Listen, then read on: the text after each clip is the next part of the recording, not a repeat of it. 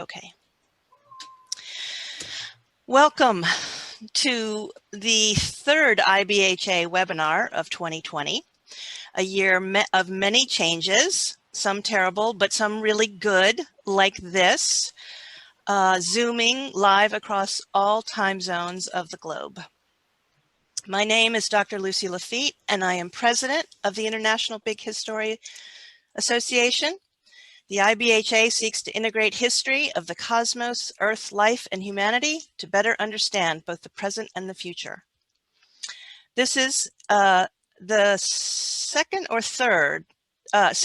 joint venture of the International Big History Association, which is now in its 10th year, the Asian Big History Association, now in its 6th year, and the Symbiosis School of Liberal Arts, home to Big History, since when? 2017? When did it? Yeah, okay, good. But as you know, this is the first IBHA event coming to you from Malaysia. We are so pleased to bring you the big history of such an important part of the globe. As big historians, we like to go back in time a little to let the light of the deep past shine light on the present and the future. So I have this little less than a minute video that I hope works. Let's see. Okay, so here we are in Malaysia, and then let's see if this works. Do I press play? Haven't done this before. I think it's, okay, this is a silent video. Oh no, there's some music. Can you hear the music? Can you see the video? Yes, can see, okay. Yeah. Excellent. No music. No music, right? Okay, all right. Only the video. Louder, louder. So the movement. Display tectonic, is it?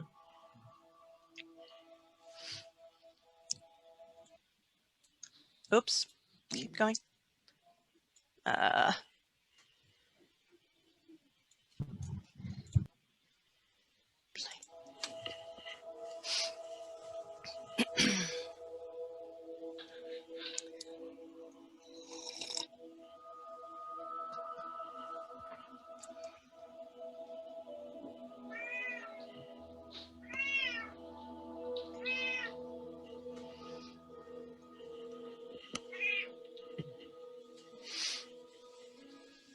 This is good. It is showing from an archaeological time span how we uncover this process.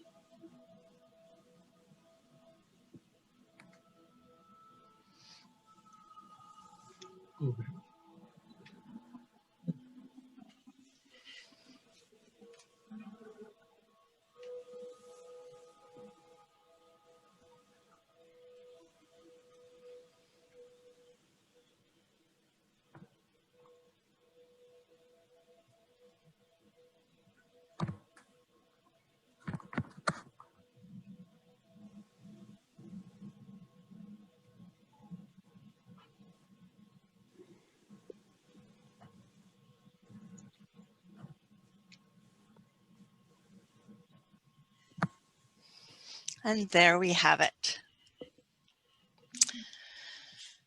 Okay. Very Okay, escape that and go to the slide. Nope. Sorry. Little technical difficulties here. How do I get back to my slideshow?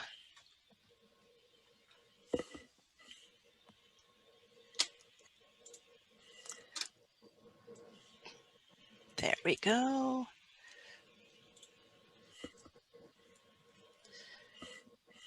Escape.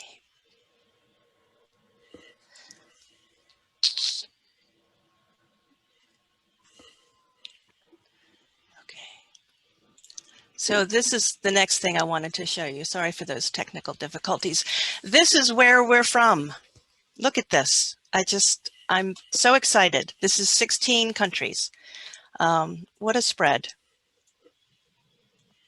So that's who you're sitting next to. And then this is our agenda for today. And it is now time for me to hand the baton to Dr. Pantakar. And welcome again from the International Big History Association. Anita? Yeah, thank you. Let me welcome everyone on behalf of the Asian Big History Association, the International Big History Association, and of course, the Symbiosis School for Liberal Arts. Most of you may have heard of us only because Barry is a professor with us. In fact, I was just recollecting with Barry that, if I'm not mistaken, last year he visited Kuala Lumpur and he gave a seminar at the Ministry of Education, which I believe in some way is responsible for this webinar that's taking place today. But I'm absolutely honored and privileged to be a part of this group, to be a part of the group that's bringing together these wonderful, much needed and critical conversations.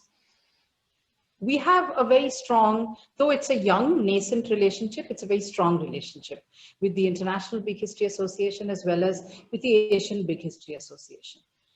In 2018, we all met in Pune for the first conference that we co-hosted. 2019, it was in Japan with Oberlin University. And of course, this year there's a miss, so this webinar kind of fits in perfectly.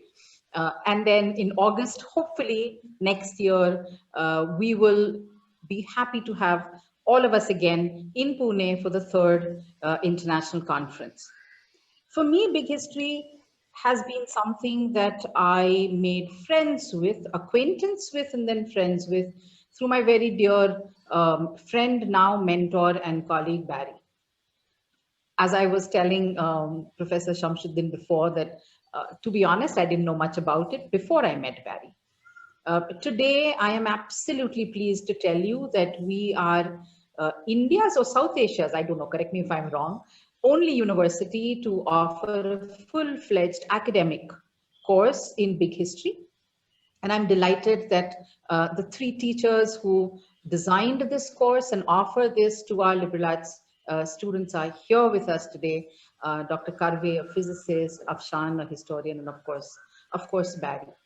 For us, big history has meant something that seems like a natural evolution of what we wanted to do with our liberal arts school. Symbiosis School for Liberal Arts is India's first liberal arts program, and even today we are India's only four-year liberal arts program, where interdisciplinarity and transdisciplinarity is a part of not only our agenda, but I think it's the reason for our being, helping students connect the dots, not just across the disciplines, but also across time zones, the past, the present, and the future. And therefore, I'm absolutely delighted to be a part of this very, very exclusive group of individuals who have that huge advantage looking at the world with a very nuanced eye, something that I hope all my faculty and all my students will learn. Thank you for being a part of this webinar. Absolutely delighted that it is Malaysia-centric and it's coming from Malaysia. Just to give you a little bit of why it means so much, many of you may not know that Symbiosis, the university that we belong to, was set up in 1971 for Asian and African students only. We're probably the only Indian university to be set up for international students, and Malaysia has been, and other countries in this region has been a part of the vision. So it makes sense. These relationships are relationships that we value, and the discussions that we have today, I'm sure, are going to fuel our understanding of the world that we live in. And to be honest, as an administrator, maybe even give some ideas for some more courses. But thank you so much for being here. It's evening in Pune. It's kind of chilly. Winter is setting in, but it's a delightful time. Before I say bye-bye once again, let me just say I hope everyone is safe. Their loved ones are safe. These are trying times, challenging times. And I do feel that big history and the perspectives that it helps us gain are much needed in these critical times when we are struggling to find answers for many, many problems that we face. So thank you once again for being a part of this webinar, and I wish you an intellectually stimulating discussion. Thank you so much.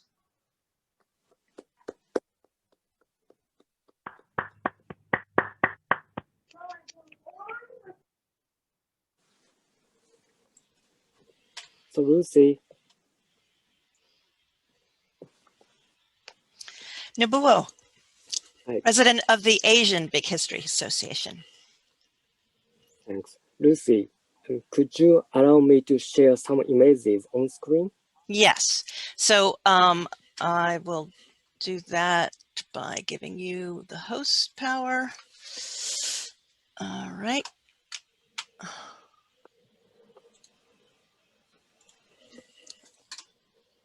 You now are the co-host, and I'm going to stop share.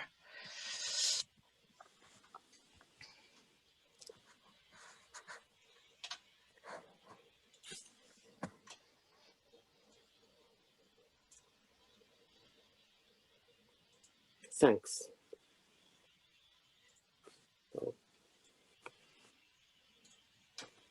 I'm Nobuo Tsujimura, president of the Asian Big History Association.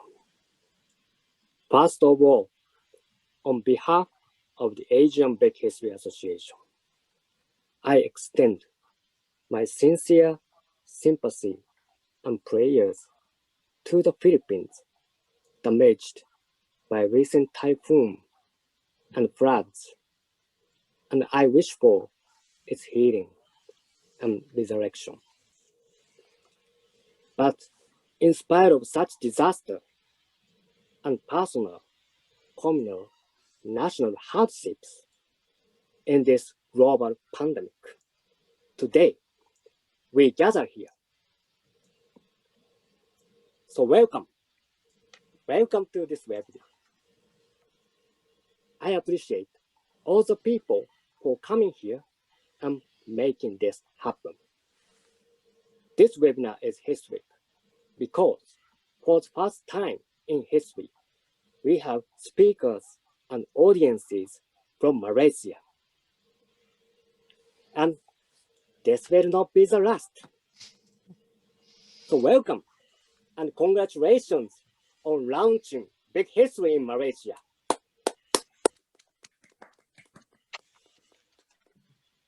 For a long time, we didn't have connections with Malaysian people who are into big history.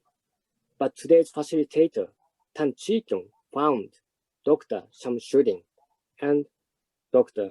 Mokhtar and connected them with us. So without him, today's webinar wouldn't happen. I really thank him, and I'm honored to invite much greater scholars than me. This webinar is hosted by 3 organizations, ABHA, IBHA and SSLA. So I appreciate many kinds of supports and preparation of IBHA, especially President Lucy, Lowell, Heath, and Donna. And I also appreciate continuous support of SSLA, especially Director Anit and Professor Barry Rodriguez. So we have already collaborated in recent years. So let me show you the two pictures.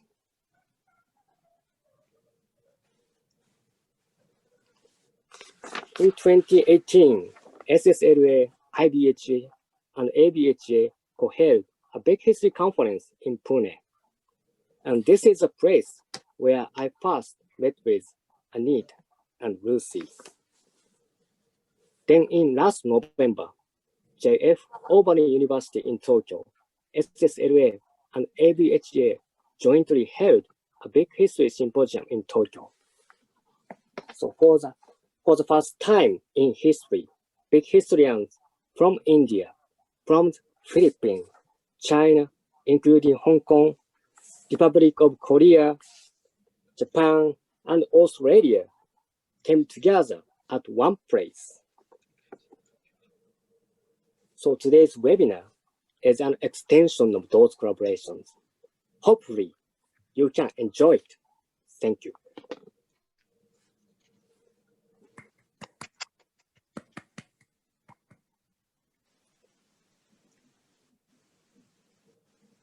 Hi, it's turn of moderator.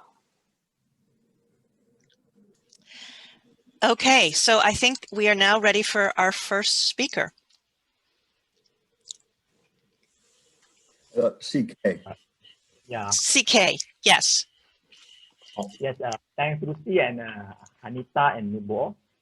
I never thought that I could write a big history, a truly big history for myself as on the planet Earth, and also my own country, Malaysia. Can you hear me? Yes. Okay. Yes.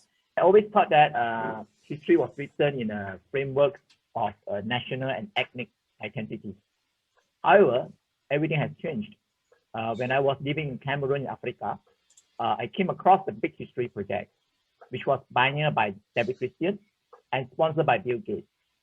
It connected me to the understanding of the soil diversity on Earth, the common roots of humanity, and our shared future with all existence in the universe. The first big historian I approached for help was David Christian himself. He was then based in Australia, but that's just not enough. I was thirsty for more help for two reasons. First, I wanted to write a big history for Africa. And second, I wish to write a big history for my people in Malaysia. For these two reasons, I approached Hirofumi Katayama from Japan, who later led me to Nobuo Sujimura, who spoke to you earlier. And then Barry Rodriguez, who is also the boss of today's webinar, our moderator, who is going to speak to you later. He is based in India. As a scholar in human studies, I'm confident that he is the best candidate to be our boss today. So please, when he asks you to speak, please speak. When he asks you to stop, please stop. On the personal note, Barry actually visited me in Malaysia in March last year. I invited him to come to my old office to have a big history knowledge sharing session with my ex-colleagues. From him, I learned that big history can also be called in many other ways, like deep time. But then, the more I learned about big history, the more I stumbled upon surprises. I discovered a Malaysian big historian, Samsudin Joseph, the first presenter of the webinar today. Despite all his immense contributions for Malaysian society as well as the global community in soil science, agriculture production, and environmental protection, he still thought that his biggest achievement is the book he has written titled The Earth Story, Lessons from the Quran and Science. Indeed, from his book, I realized that the Quran itself is a form of big history for humanity. The Quran has inspired millions, if not billions, of humanity to seek out the best understanding of the soil diversity on Earth, the common roots of humanity, and also shared future with all existence in the universe. But wait, there was one more task left undone. How about my quest for a big history for my people in Malaysia? How did our ancestors adapt to the geological changes and shape the civilization identity that we have inherited from them until today in Malaysia? To find out the answers, we know we need an expert to help us. It's for the same reason that you are here with us today. So we have invited Mokhtar Saidin, a renowned archaeologist from Malaysia, and who is also the second presenter of the webinar today. He will reveal to us the secret of Malaysia's big history.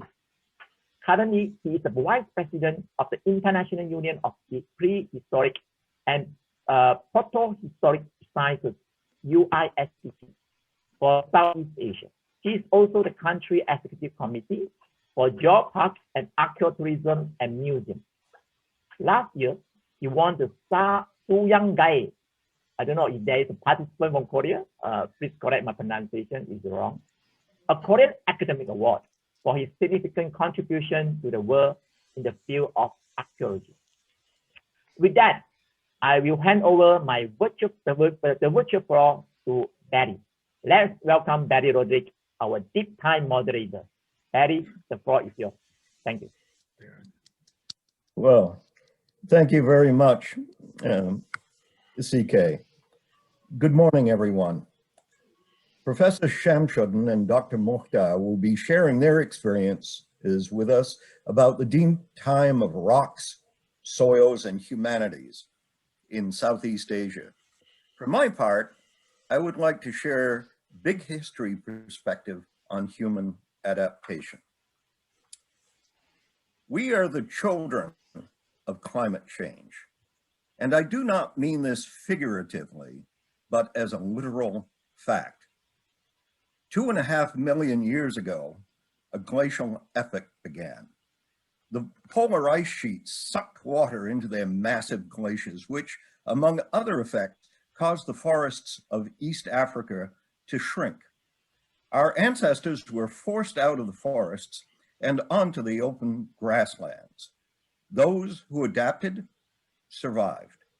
Our ancestors developed single-edged stone tools found in Ondavai Gorge in Tanzania to dig roots and scavenge meat.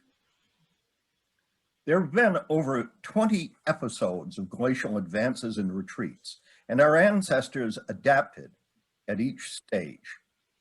They spread to all corners of the globe and adapted to the new climates, landscapes, plants, and animals.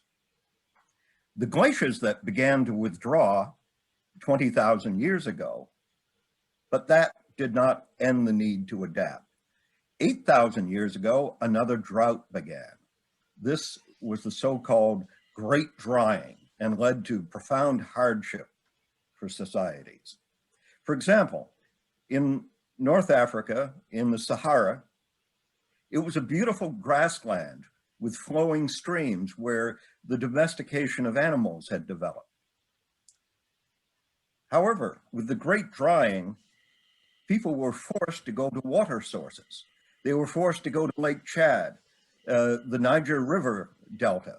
They were forced to go to the Nile River. Now, these thousands, tens of thousands of people being crowded along a river valley forced new ways of interacting. They need to share a common language. They needed to learn how to share water resources, land resources, farm produce. They need to develop a structure of communicating up and down the Nile River. They developed writing. They developed the obvious parts of the landscape which symbolize this development, the pyramids. This we call civilization. It occurred in all the other parts of the world. It occurred along the Tigris and Euphrates in Mesopotamia, the Indus-Ganges river systems in South Asia, the Yellow and Yangtze and Mekong rivers in East Asia. It occurred in the New World where humanity had gone, in the Mississippi, in the Amazon. People clustered around water sources, and as a result of this adaptation to climate change, developed civilizations. Now today, we are faced with another climate crisis, one of our own making, the Anthropocene. We're facing overpopulation, disease, rising sea levels, hyperstorm surges, and many linked crises. In India, we have storm surges and flooding already beginning. This will affect upwards of 30, 40, 50 million people along the coast of southern India. They will be forced up onto the arid Deccan Plateau, which is already farmed to its capacity in many places. How will we adapt to this situation? In my own home area in Vermont, in North America on the Canadian-US border, it is expected that New York, Philadelphia, Boston, and the other northeastern coastal cities of the United States will be flooded, and we will expect upwards of 30 million refugees coming over the Appalachian Mountains to seek sanctuary. As a result, all of us around the world will become climate refugees. So we need to develop a new civilization now to survive. And I must say, I am optimistic. I have been an anthropologist and social activist for 50 years, and I have never been so optimistic as I am now. My optimism is because our ancestors have successfully adapted for millions of years and lived through terrible crises. We've done it before, and we can do it again. We are the children of climate change. My optimism is also because of you who are here today. We have adaptations our ancestors never dreamed of. We have mobile communications, such as this webinar, global interaction, and most importantly, we have awareness, altruism, and a moral obligation to help each other. But to succeed, we have to learn about our past. How have we adapted, and what resources are available because of this deep past? And this is at the first of a series with our colleagues from Malaysia to learn about these adaptations, Professor Shamsuddin and Dr. Mohta.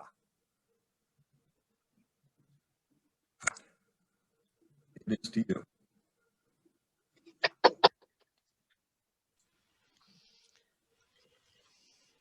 Okay, Professor Shamsuddin. My turn now.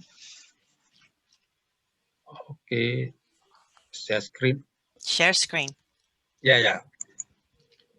So can disable.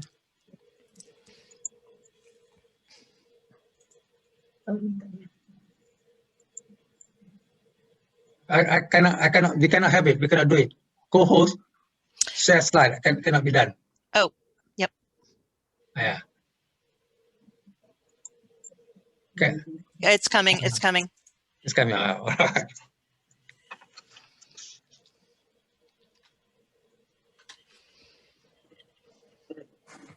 Okay, yeah, that's kind of.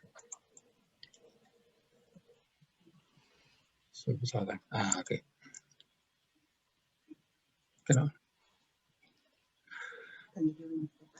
Okay, can you see the slide? Yes, Can you hear? yes, we can see. Okay. So hi everyone. I hope you are blessed with good health today. Well, during this COVID-19 pandemic, anything can happen to us. We never know. I'm truly honored to be invited to talk in brief about Malaysia, history, agriculture, and the future. I want to thank my good friends Barry and Chi Kyong for introducing me to Big History Fraternity. I'm a geologist but most of my work are actually in soil science and agriculture. And today I'm not going to give detail of my work, but just give brief description of it. So, okay, so that is me working from home. We cannot go to the office now because of pandemic. We are under lockdown. So here are some of my books that I've written for the past many years.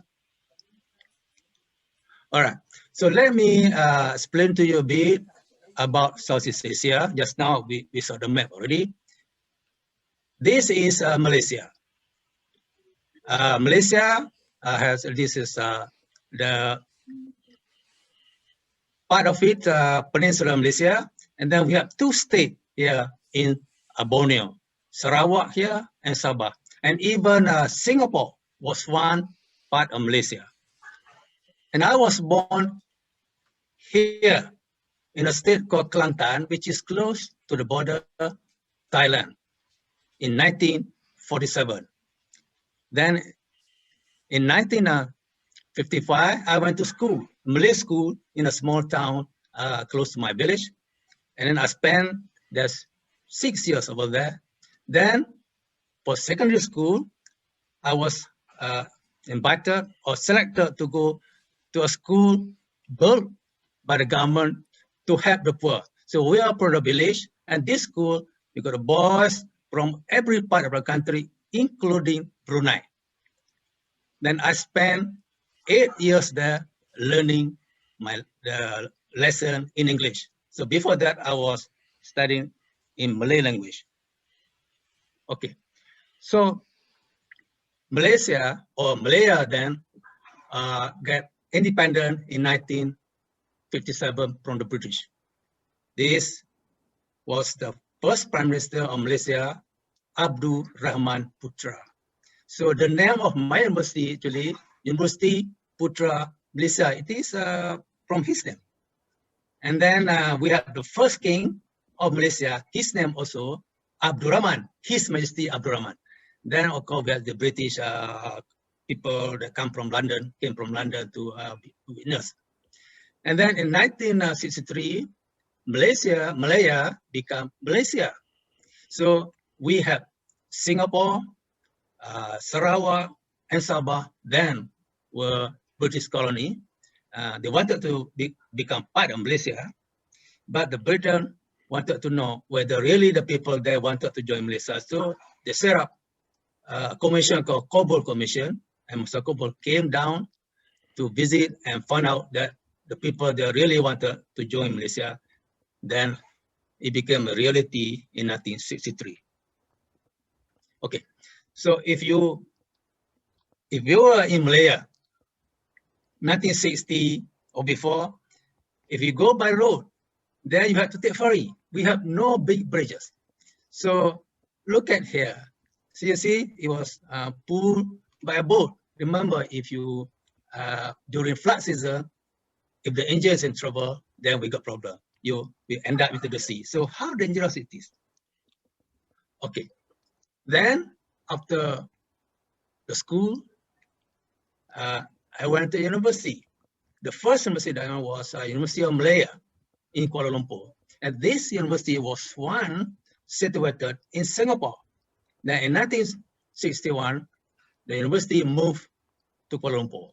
Then the former site became the University of Singapore, or now they call it NUS, National University of Singapore. Then I got a job at UPM, University Putra Malaysia. So in order to get a full tenure, I had at least to get a master. So I went to do master at University of Newcastle in UK, graduated in 1975. Then I completed with PhD at University in Belgium, Ghent University in 1982. By then I already complete my education and I start working at UPM. Okay, so that was me in 1968 before I went to UPM. And now, so you see, is there any difference? All right, so I explain a bit about geology. You know, geology is dealing with rocks and mineral, because I'm a geologist, but most of my work actually is soil. So in order to form soil, the rock has to weather. It takes thousands or millions of years for rock to become soil. So very long. So soil is very precious. So take care of it. So because if we die, we want to leave it to our children good soil so that they can maintain agriculture. And you know why? Because the productivity of crop is dependent on soil fertility. Okay, let me give a bit description about the geology of Southeast Asia. I'm not going to explain detail because it's a long time. I just want to say that there are areas here which are very low and young. So this is the slight yellow color area. This here we see Mekong Delta, Bangkok Plain, part of Malaya, and then Borneo and also Sumatra, Indonesia. So this area actually which is about 1 meter above sea level. Imagine if the sea level rise by 1 meter, that this area will be flooded. So that happened in 4,300 years ago, when sea level was 5 meters above the present. So this area was flooded. So what happened? Coffee mug and blue coffee container, please. Yes. Thank you. Yeah. So then when it's flooded, then we got problem formation of a mineral called pyrite, which is when it is oxidized, it becomes acidic. Then the soil will be bad for agriculture. Okay, so I gave you a map of Malaya, where we see this area close to the sea, also about the same age, quaternary, 10,000 years, or even older. Then also 1 meter above sea level. Then when the sea flood 4,300 years ago, then this area was flooded. Then you get formation of pyrite again. So this area where we grow our rice. And also certain part here in the east coast of Peninsular Malaysia. Okay, this is a map of the world, soil map. So you see, the tropic is here. So the soil here, red and dark yellow. These are highly weathered soil. There, and there. So they are a big acidic pH of about 5. But they are good for rubber, oil palm, and cocoa. Of course, we have to manage it. But what happens if it flood? So we change the landscape, we change the soil, we change agriculture and the people. All right, let's go back in time, 40,000 years ago, last glacier maximum. That area, when there was a lot of ice, then the sea level then was 100 meters below the present. See, the area become land, we call it Sunda land. It's just like a small, continent. So this area the climate was good, forest, savanna forest, temperature okay. So we can expect people from the north move down south, or even they even gone to Australia that time. But later, of course, there are many times temperature up and down. So when the temperature down again, so this area become land again. So the sea will be gone. All right, let me give you the northern part of Peninsular Malaysia, near the border of Thailand. This area is the area where we grow our rice. And then this is a bit acidic south of it. So if you go to the East Coast, this is the place where I was born in Thailand there. My PhD student studied this. And we found that 4,300 years ago, this was the coast. So about 6 or 5 kilometers from the present coast. So the area was flooded and the soil was very acidic. And I spent a lot of time, money on my student working on crop here, mainly rice, so that we can provide income to the people over there. Okay, so let me explain now about the people who live in Malaysia, the majority of the people are the Malays, and probably Professor Mokhtar can tell later, there are some of them probably coming from the north. 60% of them. And we have a Chinese. Chinese about 20%. Chinese generally came to Malaya, brought by the British to work in tin mining industry. And tin was once, got a lot of money from it. And Kuala Lumpur itself prospered because of tin. And 200,000 hectares of land being destroyed by this tin mining industry. Indian, we have about 7% of Indian in Malaysia. And they came to Malaya at that time to work in a rubber or oil palm plantation. Okay, this is how the Malays look like, national dress and so on. And then this is from my state, Kelantan. They always play kite. So this kite actually is symbol for Malaysia line, no mast. So when I was young, I used to play this. Okay. If you go to Kuala Lumpur, you want to see Chinese, you go to Chinatown, call it Tiling Street. See, you can see all the culture there, and the color always red. Red means happy color. If the Indian, they are mainly Hindus, and then 2 weeks ago we have Diwali, they call it. And then this is the temple, Batu Cave. Batu Cave is a temple, limestone hill. Then I used to bring my students to see this temple and so on. A very big one, very big. If there is no pandemic, then there'll be thousands from overseas that comes from to visit during Diwali. Okay, now I'm to say about agriculture. So this is a modern farm in Malaysia. We have combined harvest rice on. But when I was young, my father used to have rice field, and we grow rice. And we harvest using sickle. 1959, 1960, I used to see this. Then this is very slow process. It takes many weeks, and we have to get a relative to come help us. Because normally we harvest during November, which is flood season. If we don't harvest quickly, then this thing will be flooded, then finish. So that was how we progressed from this traditional harvesting to machine and so on. Okay. UPM is agriculture-based university. We spend a lot of our time to help people in agriculture. And it is our job to help the poor. So in Malaysia, the income, the monthly income of people is divided into three. B40, M40, and top 20. So we are mainly dealing with B40, below 50. These people are mainly poor. The income is only USD, $1,000. So that is the highest, but some or most of them can get lower.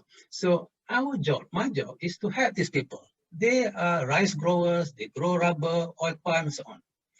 And then the government got the money from various channels in the World Bank, so on, and they use that partly to help these people. Okay. And the first crop that bring money to Malaysia is oil palm. And yesterday, the Indian government is lowering tax that they want to import more oil palm. That's good, very good.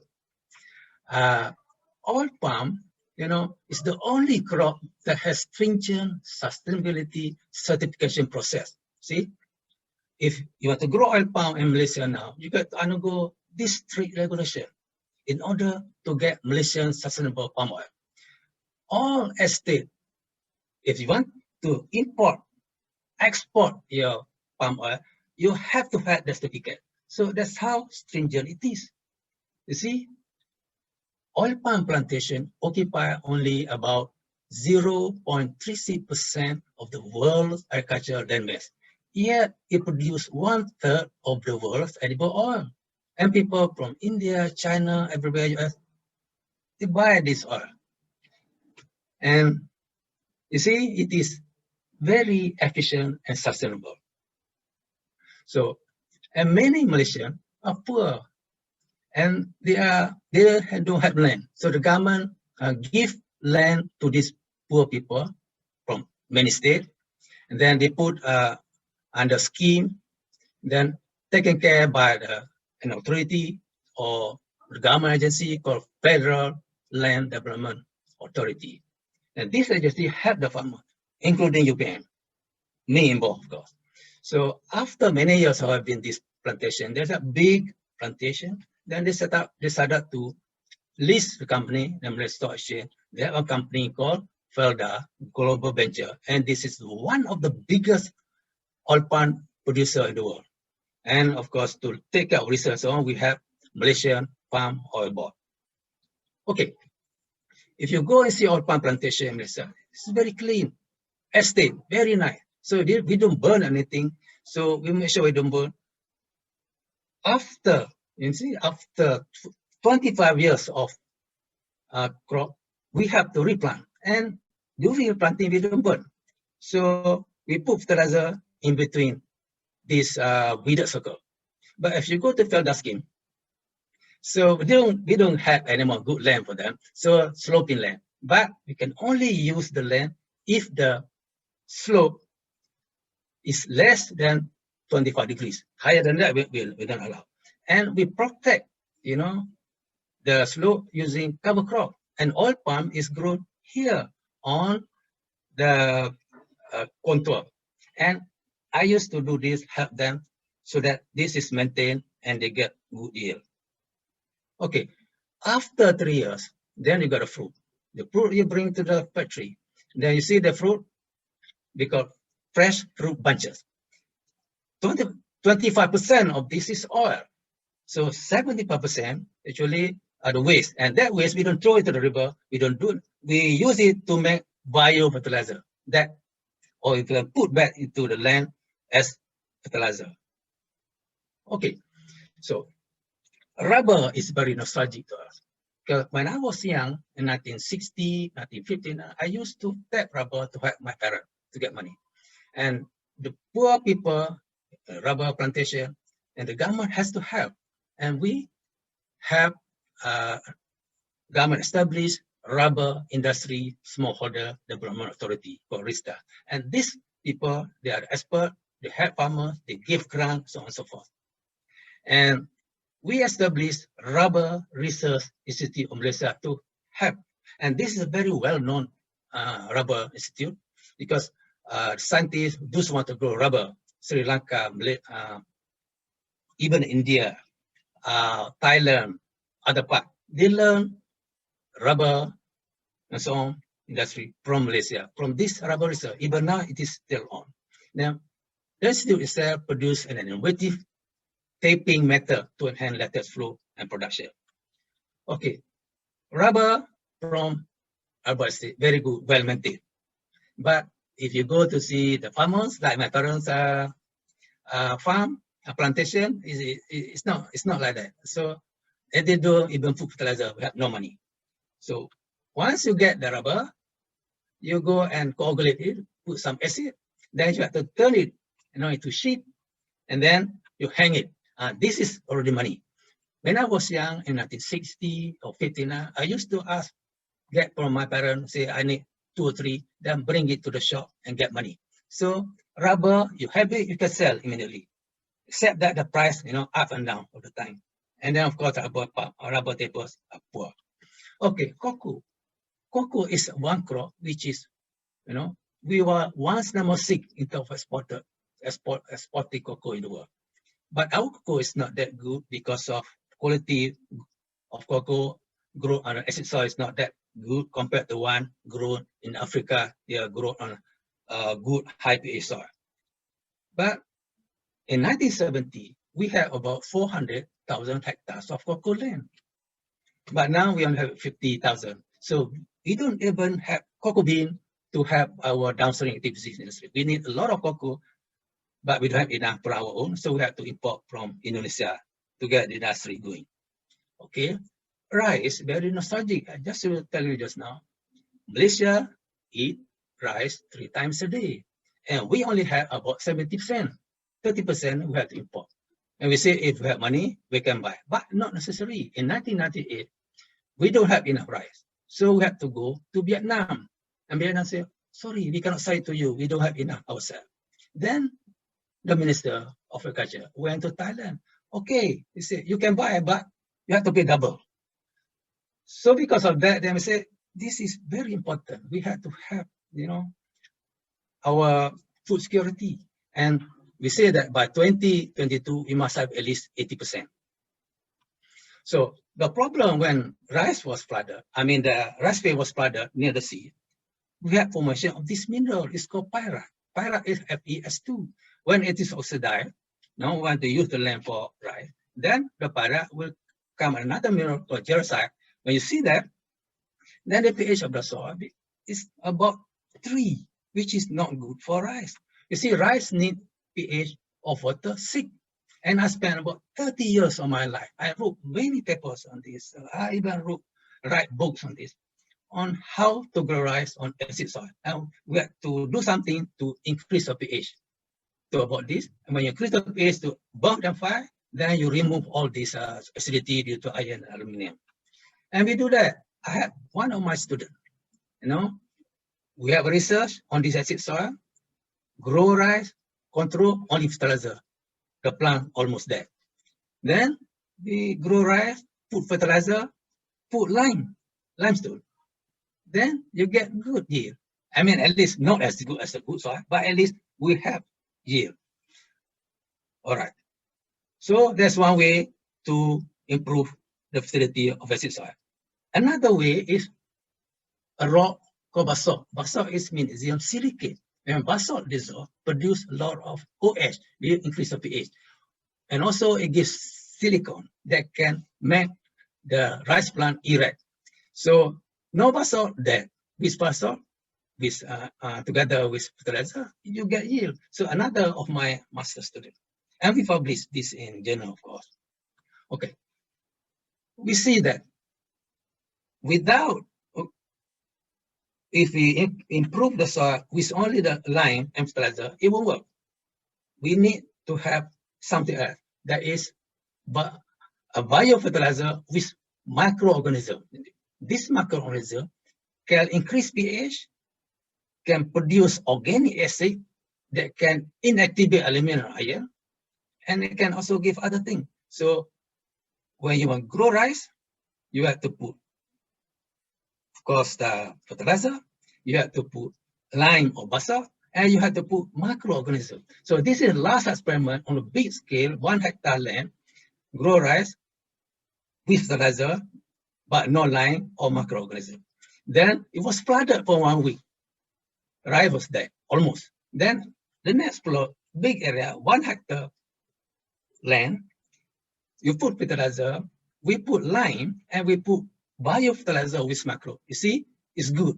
So that means we have found a technology or agronomic practice that can help for farmers to grow rice on acid soil. And the acid soil, a lot of it in Bangkok Plain, very big area. I saw that also in Vietnam, that very big areas.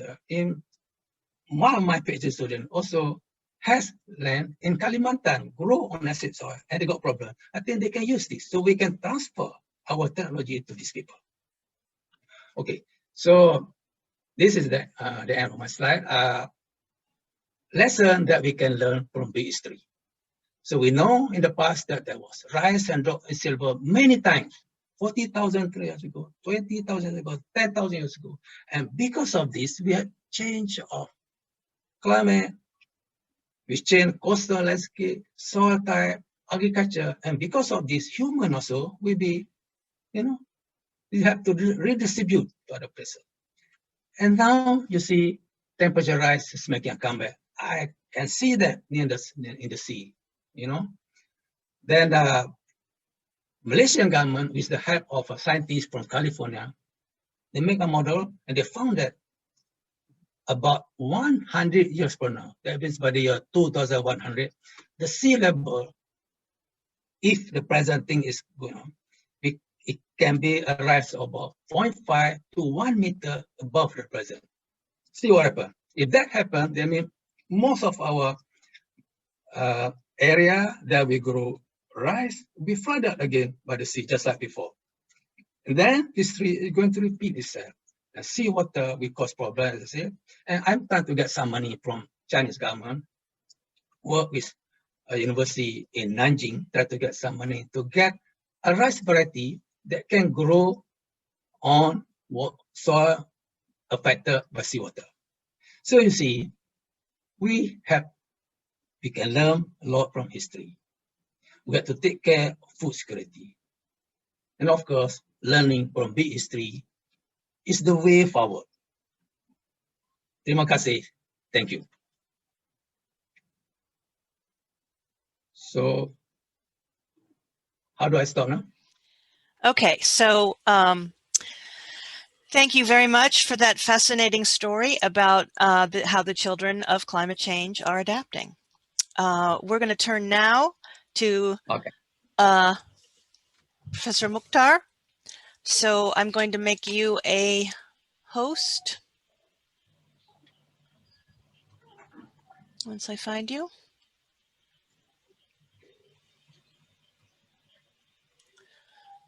Stop. So I start sharing or what? Yes. Sorry. Oh, okay. All right. There we go. All right. Make co-host. All right, Professor Mukhtar, you may share your screen.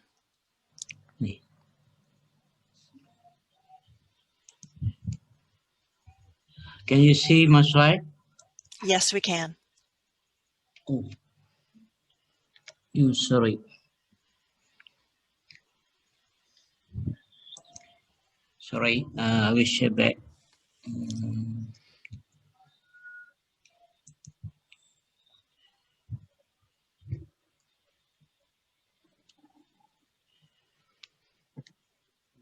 Last.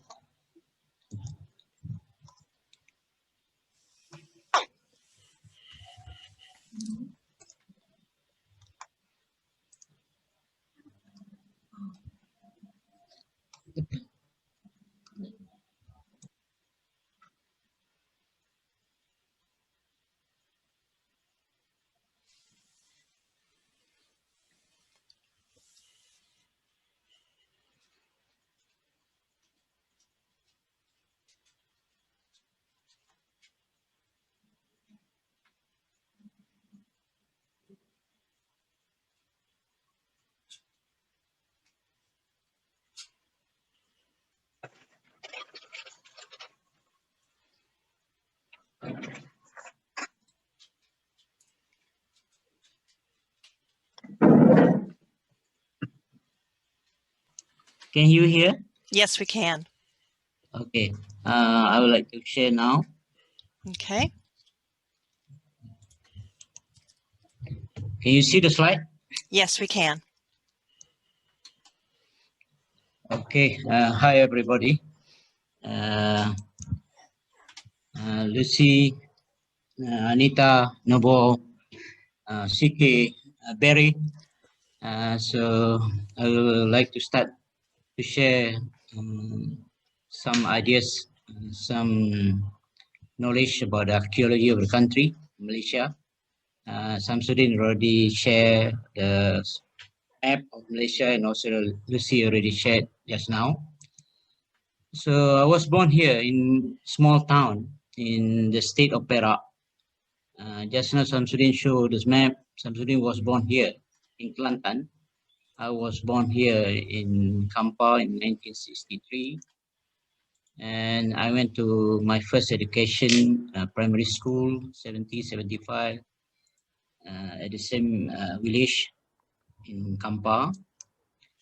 And then I went to my secondary school, a little bit northern of Kampar in Ipoh, Anglo-Chinese school from 76 to 1980. And then I went to the education, university education for my first degree from 83, 84 to 86, 87. This is my picture in 1986 during my first degree thesis in one of the area in northern Perak. Behind me is the hill of volcanic rocks, 290 million years ago.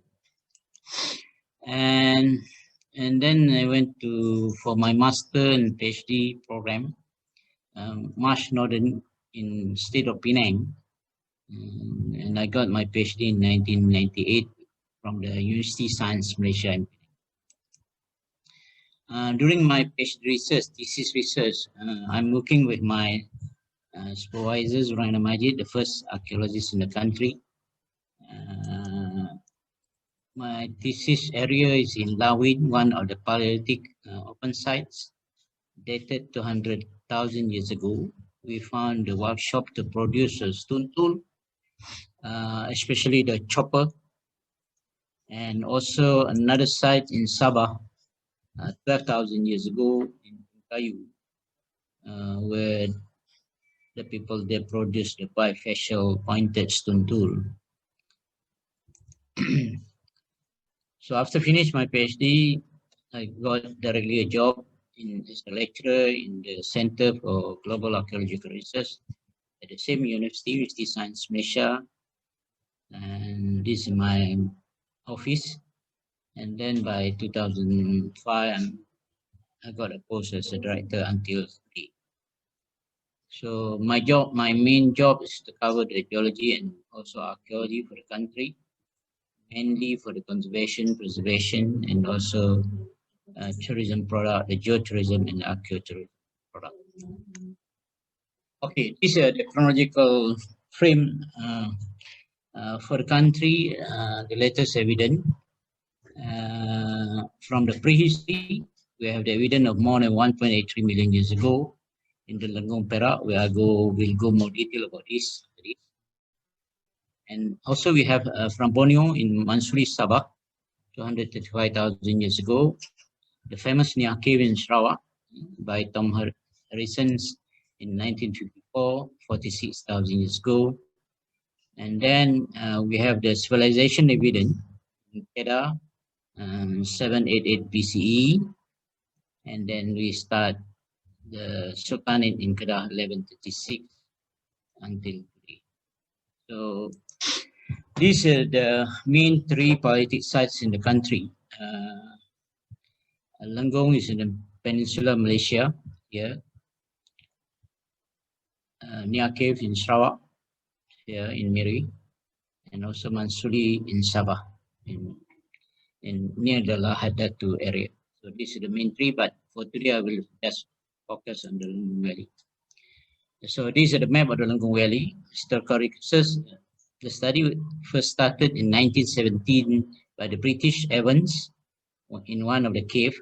Gua is the Malay words for cave, Gua Kajang, by Evans. And then one open site, also by the British Collings in 1938.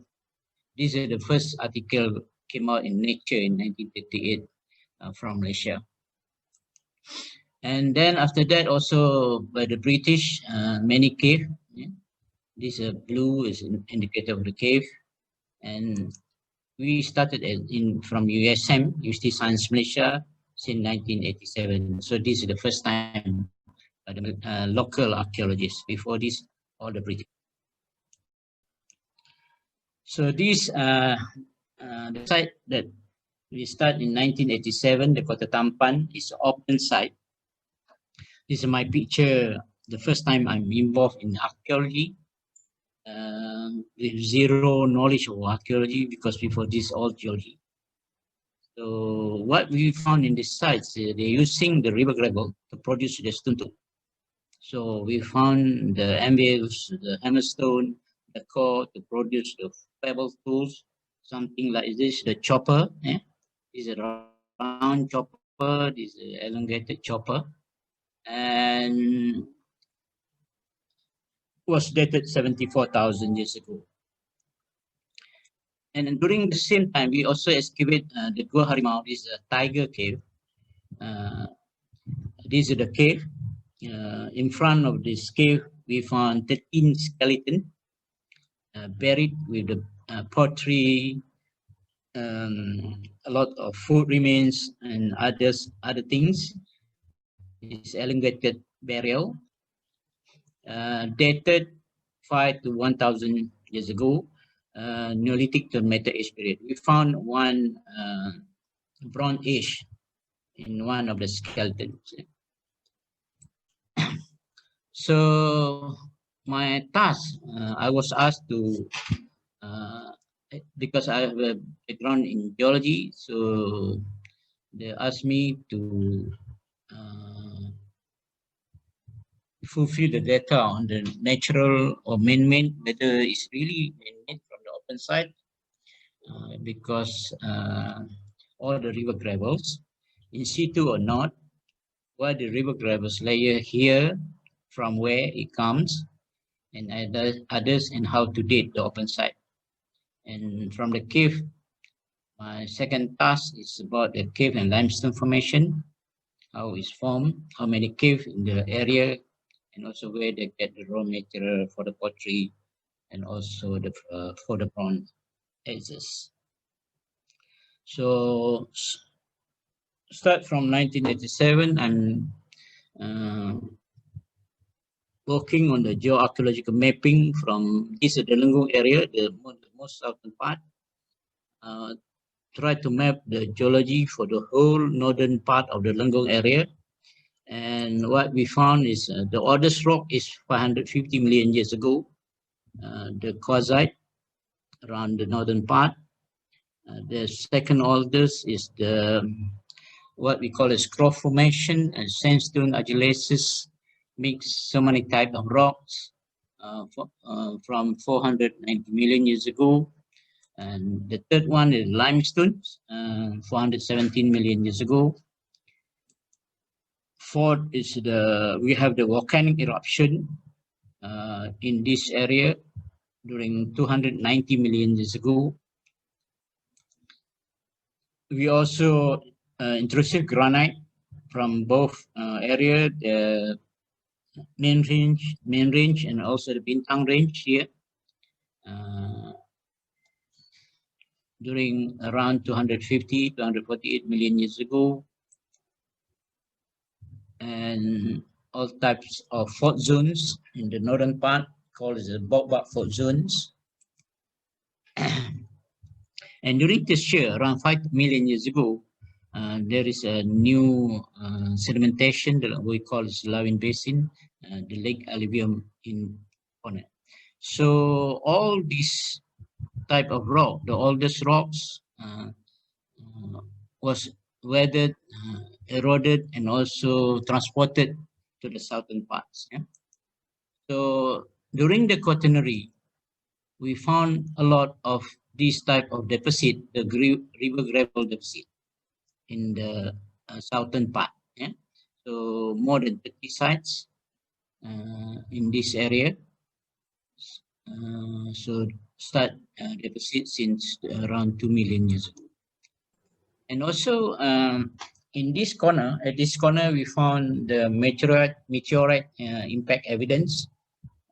We found a lot of impactite rocks around here, dated 1.83 million years ago.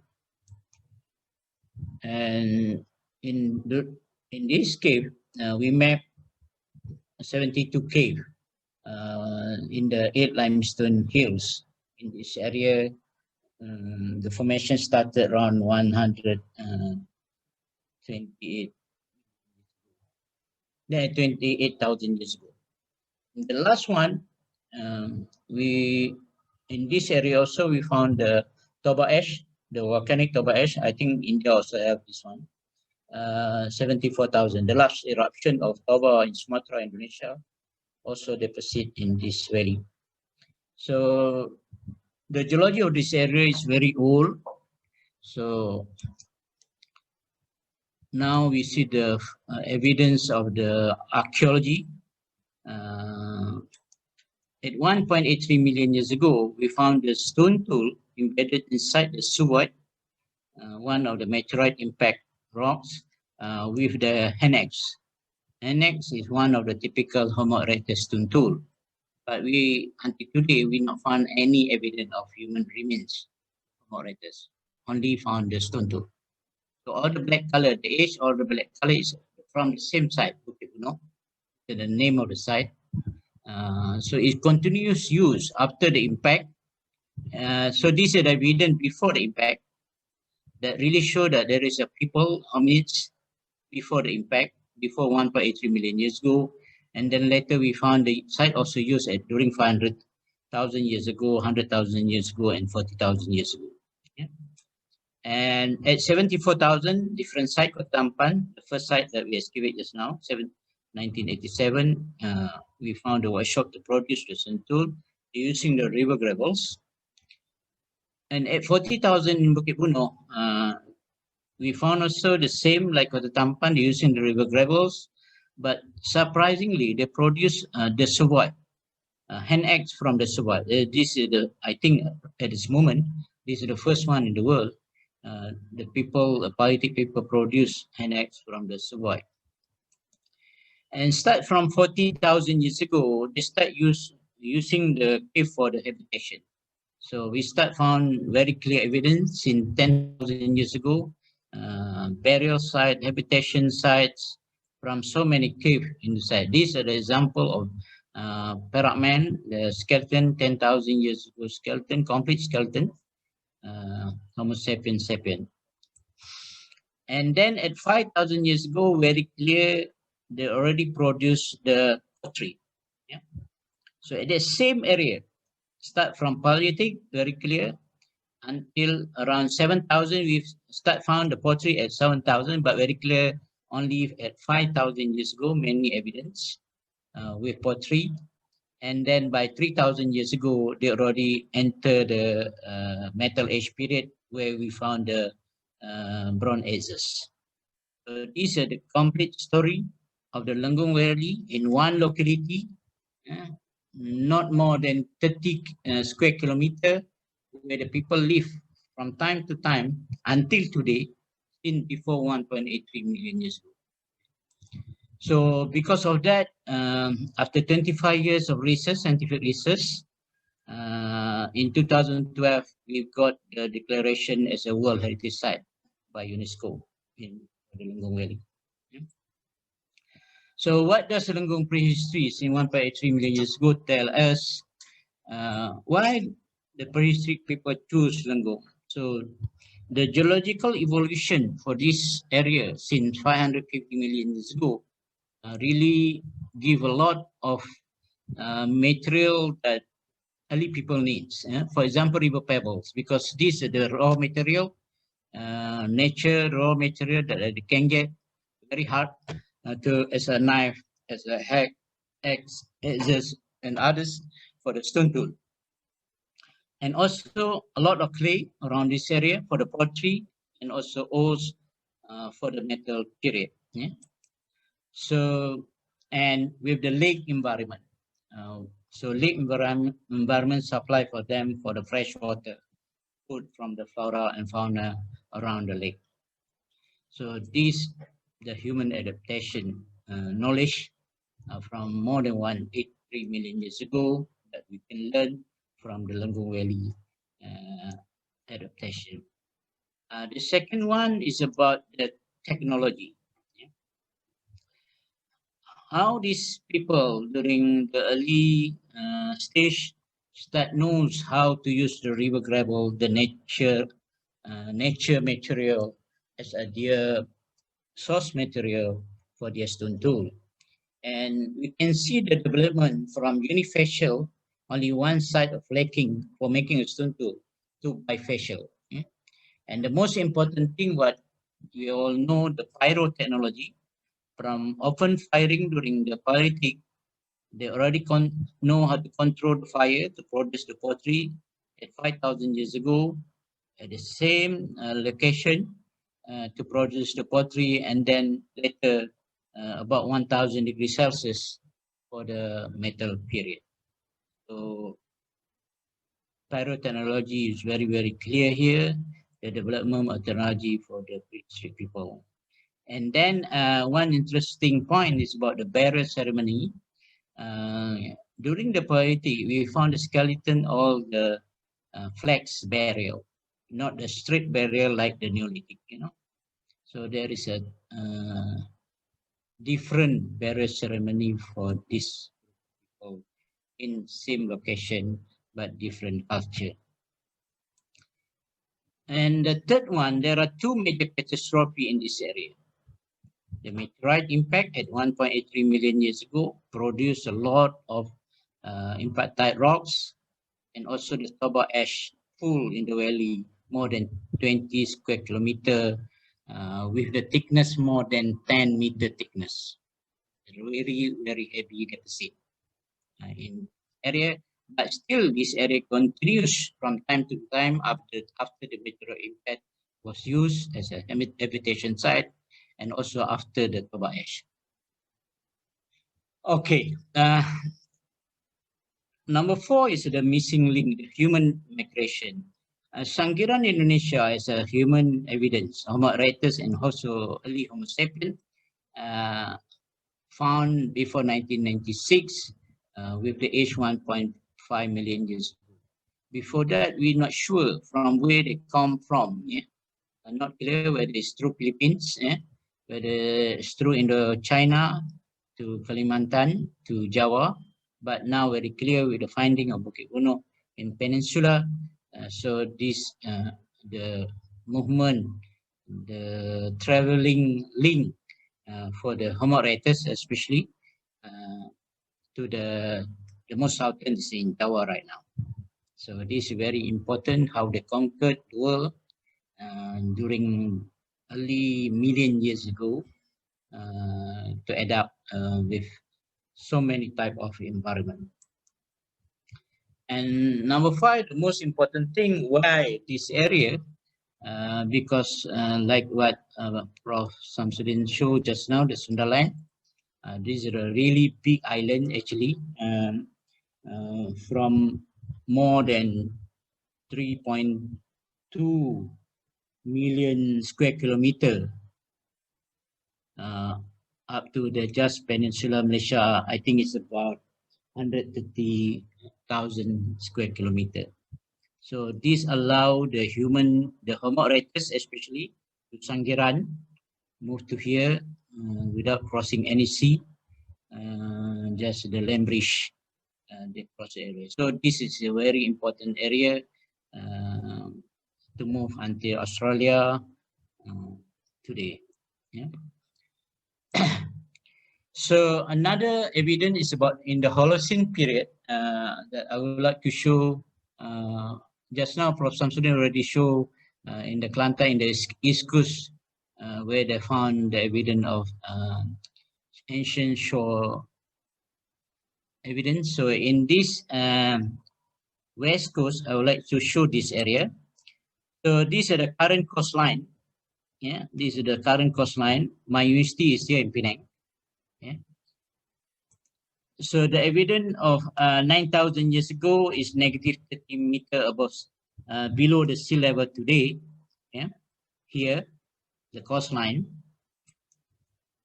7,000 years ago, negative 5 meter here. But 5,000 years ago is positive 5 meter. This is what Prof. Samsudin really afraid in the future if it happen again. So all the paddy area, the coastline will be flat. So this is very important for us.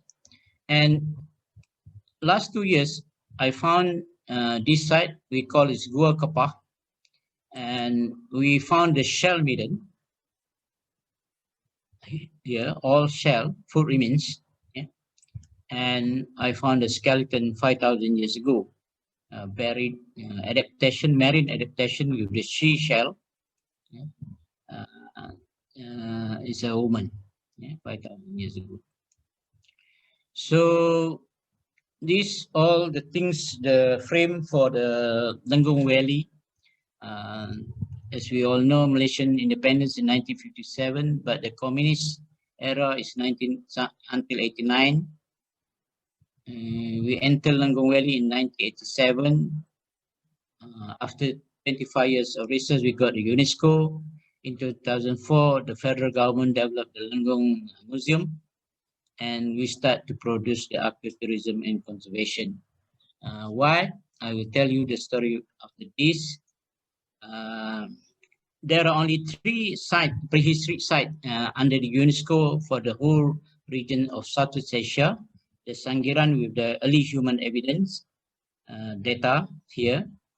Bancang in Thailand on the Neolithic and also on the Metal Age. Lenggong covered everything from Paleolithic until the Metal Age, until the Orang Asli, the Aborigines, until today. So we introduced the ecotourism in Lenggong. This is the gallery. You want to visit Lenggong in the future. We have the gallery, UNESCO gallery. UST, we have our field station here. This is a Perak River today. So if we introduce the living culture gallery concept for the ecotourism site visit the gallery. We have the experiment how to make a stone tool. We have how to gather the freshwater shell for the food, the hands-on excavation, and during at the night we have a discussion and the local foods. So what's next?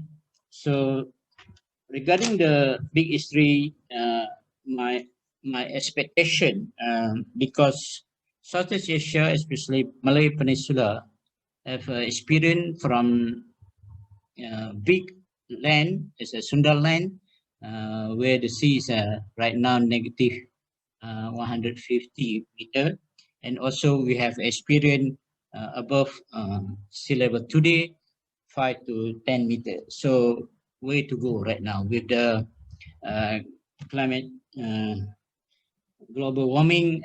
Everybody afraid. There is already a data like what Professor mentioned in 2100, something like that. There will be 5 meter up. Then these really need educate the people as a lecturer, education, knowledgeable, have a knowledge through everybody in the country, so that everybody is proud to be Malaysian, everybody is proud, have the Malaysian identity.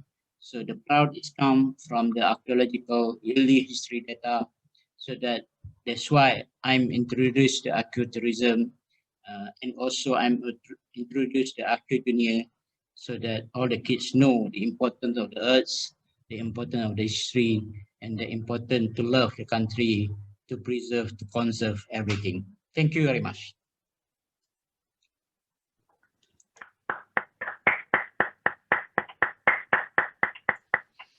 Thank you very much.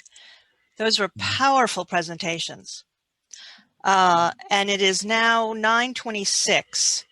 I recommend we take a 5-minute break, just either to stand up or run to the restroom, and then we will reconvene with questions and answers at precisely 9:35.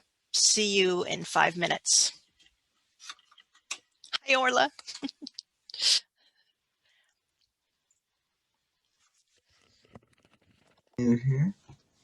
Here's John Wee. John Wee. Hi, how are you? Need a hug? Give me a hug. Oh, I wish I could. Oh, Orla. Hi, Orla. Hi. Hello. Oh, I got the time wrong. I was walking out on the beach, sifting through the sand. Oh, wow. Oh, it's so wonderful to see everyone again. Look where Laurel is. Man. Yeah. Hi, Paula. What are you knitting? A baby blanket for our new grandchild. Oh, beautiful. Raina's pregnant. Yeah. Due April. Raina. Our, Rachel's younger sister. Yes. Due in April. Yeah. Wonderful. Wow. Wonderful. Yeah. Hi, Imogen. Yeah, it's so good. Oh my goodness. And are you at home, John Wee? Oh, sorry. Imogene, Are you? Oh. Are you at home? Yes, yes, I'm at home. Okay. So if your parents in Barenyam are there, give them a gigantic hug from us. Definitely, definitely. Oh Thank you. man. That's good. Yeah. We speak about you. I was. How's the weather in Yosemite, Lowell?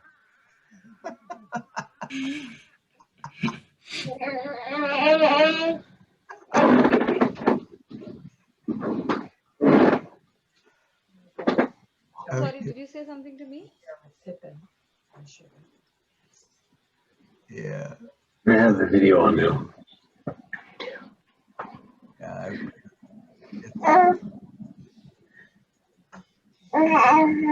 Wow, baby.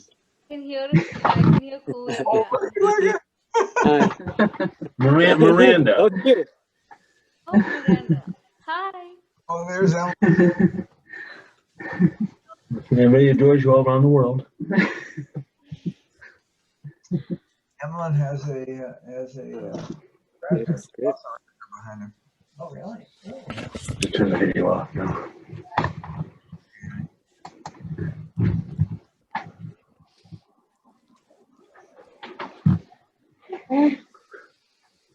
How are you? I should introduce you. Introduce yourself. Hey, Peter.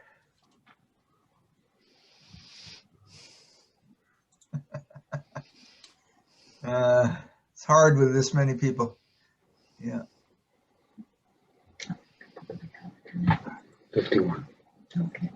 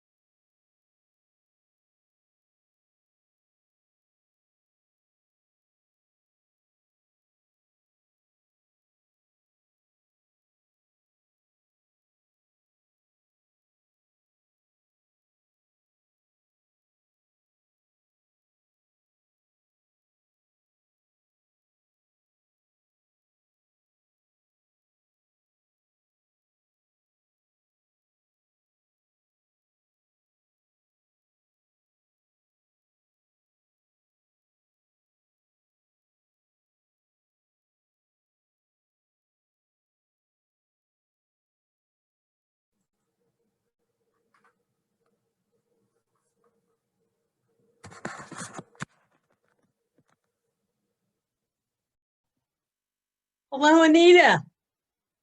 Hello, Anita. Hello, how are you? So good to Good to see you. Hi, Mary. Wow. It's so how great to see you across the ether. How are you doing? Doing well? Good. Yes, yes. How about you? How are you All doing? well. Great. I'm doing Wonderful. well. I'm doing well. And luckily, the students are also all safe. Excellent. So Excellent. we're doing well. Wow, that's wonderful. It's such Looking a difficult. forward to all of you coming next summer. Looking forward to all of you coming next summer. Yes, indeed. That'll be great. All right. Welcome, everybody, again. I think we are now up to 52 participants, and I think we started with less than that. So there was some, the time was mixed up. There were 2 links sent out.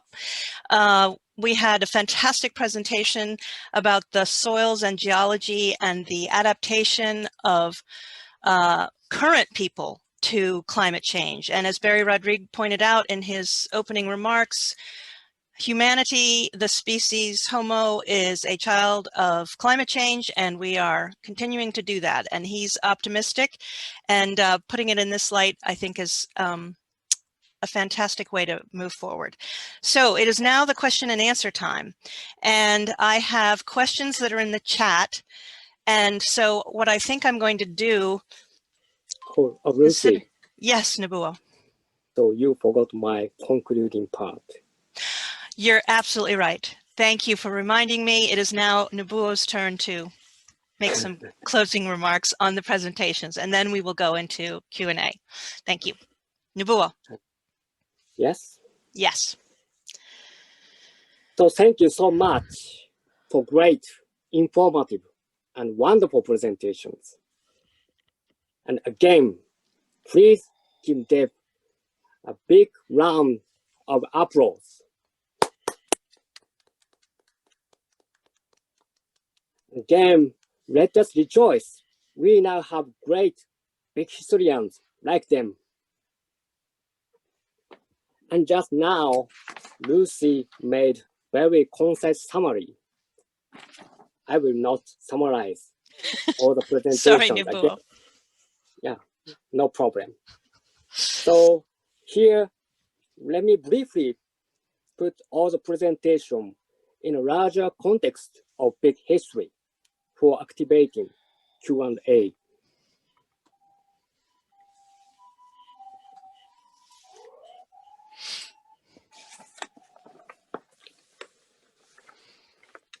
Physically speaking, soils formed only on Earth. Soils are made of sands, clays, and humus. Weathering of rocks brings us sands and clays, yet soil formation also badly needs humus, that is, Latin, dead bodies of living organisms. Because there's no life on the moon and Mars. There's no soils on these objects. Hence, soils can exist only by collaboration between non-living things and living organisms. And it is on soils where we humans learn how to collaborate and survive and build civilization.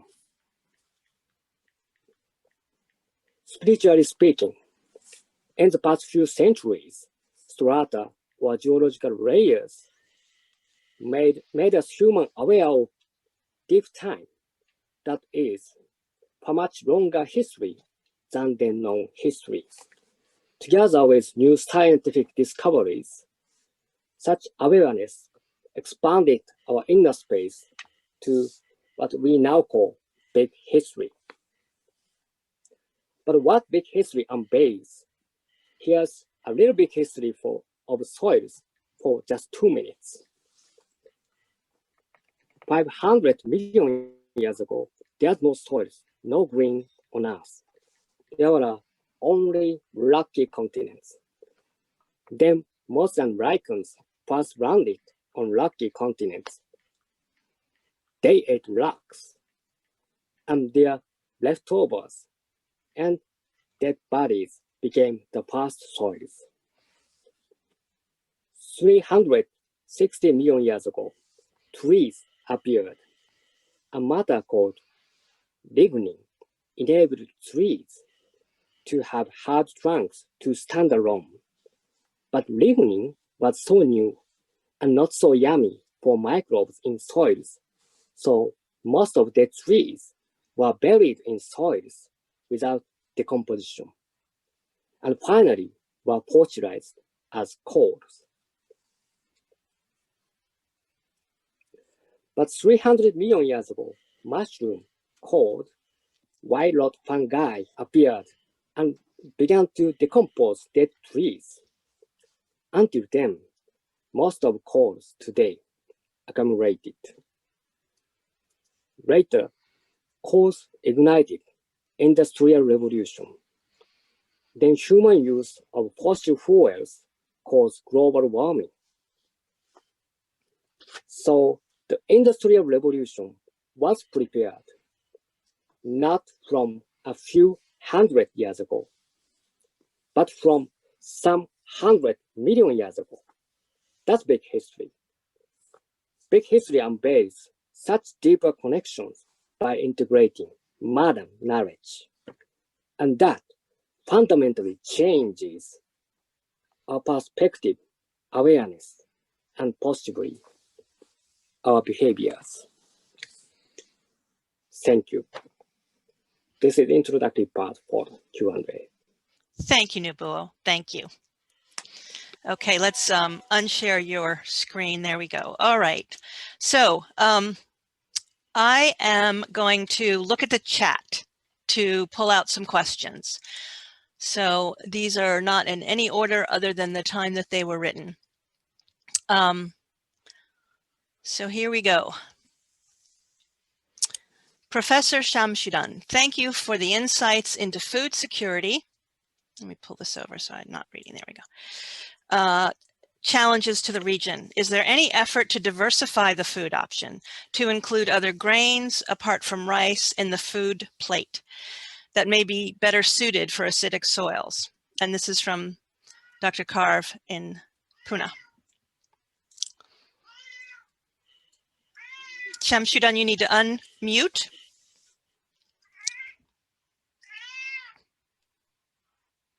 Oh, okay. So in Malaysia, Malaysian, they eat rice.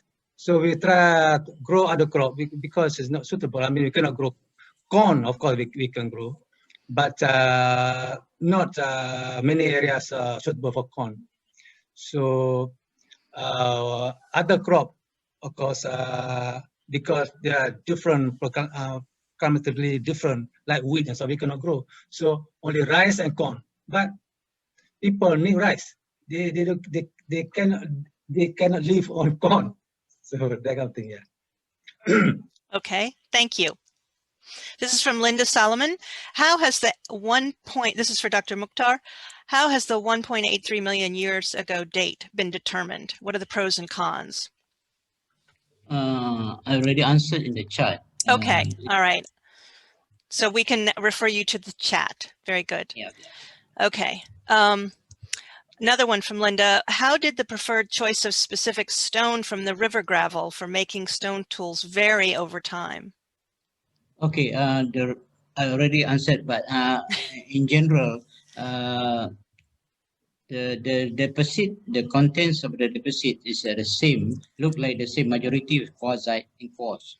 So from different time to time, because from the same river, the old Perak River, so they have the same raw material that they use from time to time until the youngest one is 39,000 years ago, and using the river deposit, but still continue in the cave where they get the river pebbles from this outcrop to make their stone. Okay, thank you. The next question is from Jatron, and he wants to know how to join the International Big History Association, which is a hugely important question for everybody here who is not yet a member. You go to our website, bighistory.org, and you join as a member. And we hope to catch all of you up and bring you into our family of big historians. If I could just add there, Lucy, there's now 4 or 5 people who are interested in having a conversation in a couple of weeks about the larger sort of issues of big history and sort of putting all the pieces together. So if anybody else is thinking about joining or thinking about wants to learn more about it, just send me an email and I will put you in that group and we'll organize something for a couple of weeks from now. And this is David Blanks, the journal editor of the Journal of Big History. So that's a awesome opportunity. All right, so Dr. Mukhtar, this is from Coogan. How do we know the stone tools embedded in the Swebites in Bangkit Moon are 1.83 million years ago were made by Homo erectus and not another species of prehistoric humans? No, like what I already answered in the chat, because I already shown the map where during this time of period, around 2 million years ago, is done by Homo erectus, especially for the NX. Okay, I'm going to try and find questions that have yet to be answered. It looks like, here's one from Emlyn. I have a question about the gravel layers described in the Great Malaysia Geoarchaeology presentation, because they point to either tectonic steepening or extreme wet weather. I suggest they signify catastrophic events, but clearly not as severe as asteroid impacts. So I'm not sure who that's to. I guess that's Shamshudan or Emlyn, you want to clarify that? Yes, thank you, Lucy. By the way, your video is off, Lucy. Oh, thank you. Yes, I'm a geologist to begin with. Before I moved into museums, and I actually studied river gravel sedimentation in my PhD. Rivers that were very high energetic out of melting glaciers in Northwest Canada. So I asked the question because whenever a gravel layer appears as an interruption in other types of sedimentation, the gravel signifies either the gradient of the river has been steepened by tectonic events, land steepening, or probably by some extreme weather that caused floods that suddenly became more competent to transport big caliber sediment. Either way, that's a catastrophic event, and it would have had an effect on human habitation at the time. So the talk listed asteroid events and ashfalls, but really the catastrophe that comes from an asteroid event as a second comment is not just the fact of the impact or of the geological layer of ash, which was incredible at 10 meters. That's bigger than Krakatoa, but it signifies that the Earth's atmosphere was polluted, perhaps on par with the atmosphere after the asteroid impact that killed off reptiles at the end of the Mesozoic period. So I think these catastrophes need, if I may, to be sort of given some further broader interpretation, as well as seeing what kind of events in the environment that the gravel layers represent. Thank you. Thank you, Emlyn. Comments from Dr. Shamshudan? No, I think I have to answer this one. Regarding the river gravels. Oh, okay. Mukhtar, in the yeah. Rangong Valley, I think. So I think we will communicate after this, because this is a long story about the paleo environment for that area, where the Perak River, the original Perak River, the 2D Perak River, the current Perak River today is in number 5 location. So I will discuss later with through email maybe with the person. Okay, thank you. Can I say something about that? Yes. Because we have some deposit in Malaysia. It's about 30 meters above sea level, and then we got a layer of that rock, that stone, round stone. That the age is It's about 39,000 years. We have a kind of soil with that thing, with stone and a layer of it. It indicates that 39,000 years ago, there was this deposit. I mean, erosion taking place, climate change. Yeah, I'm struck to see the continuation of humanity for 1.8 million years ago, including the Mount Toba eruption. And I think understanding how humans coped with catastrophes is going to be a very important insight into the future. Oh, we need to mute somebody. Could you, everyone is muted, please. Okay, so Peter, White House, could you ask your question? First unmute. Hello. Yes. Hello, everybody, and apologies for being late. The issue of Donna Haraway's terminology for the cultural changes that perhaps are necessary is what I raise in my question.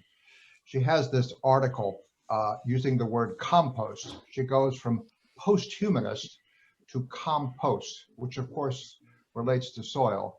So my question is, what do you think of her term compost, and does soil become a metaphor? And in addition, we tend to focus on the Anthropocene as the word that we're contemplating for the world going forward. Donna Haraway suggests the words Chulocene, which is a much more complicated word. But I think all of this, for me, engages in this conversation about what metaphors, what concepts of humanity we need that comes from our understanding of soils and their long history, but how perhaps this affects our culture necessary for transformation of civilization. I apologize for being a bit long-winded. So could you just, for those of us who don't know, explain the idea of the compost and the Chulocene? Just go a little bit more into detail about that. Yeah. So compost, I didn't discuss on compost, but compost, when you have organic matter, material from our kitchen and so on, you let it oxidize, things like that, then it become an organic matter, and that actually is a compost. So I got, you can use it, rice husk, or whatever plant, just put it somewhere, let the organism, get it, and then after a few months, then you got a dark material, and that's called compost. And this compost is good organic fertilizer that you can use for crop production. So that. Thank you. Peter, could you explain this metaphor a little bit more? Well, soil, as the speakers have so eloquently described, has many manifestations. But the notion that that it is a process of allowing organisms to interrelate and to grow. Here I'm thinking of the metaphor, I like trees, where the hidden life of trees has more to do with what's going on in the soil. So it's a metaphor of collaboration. It's a metaphor of fertilization. It's a metaphor of long time. I mean, and the word compost,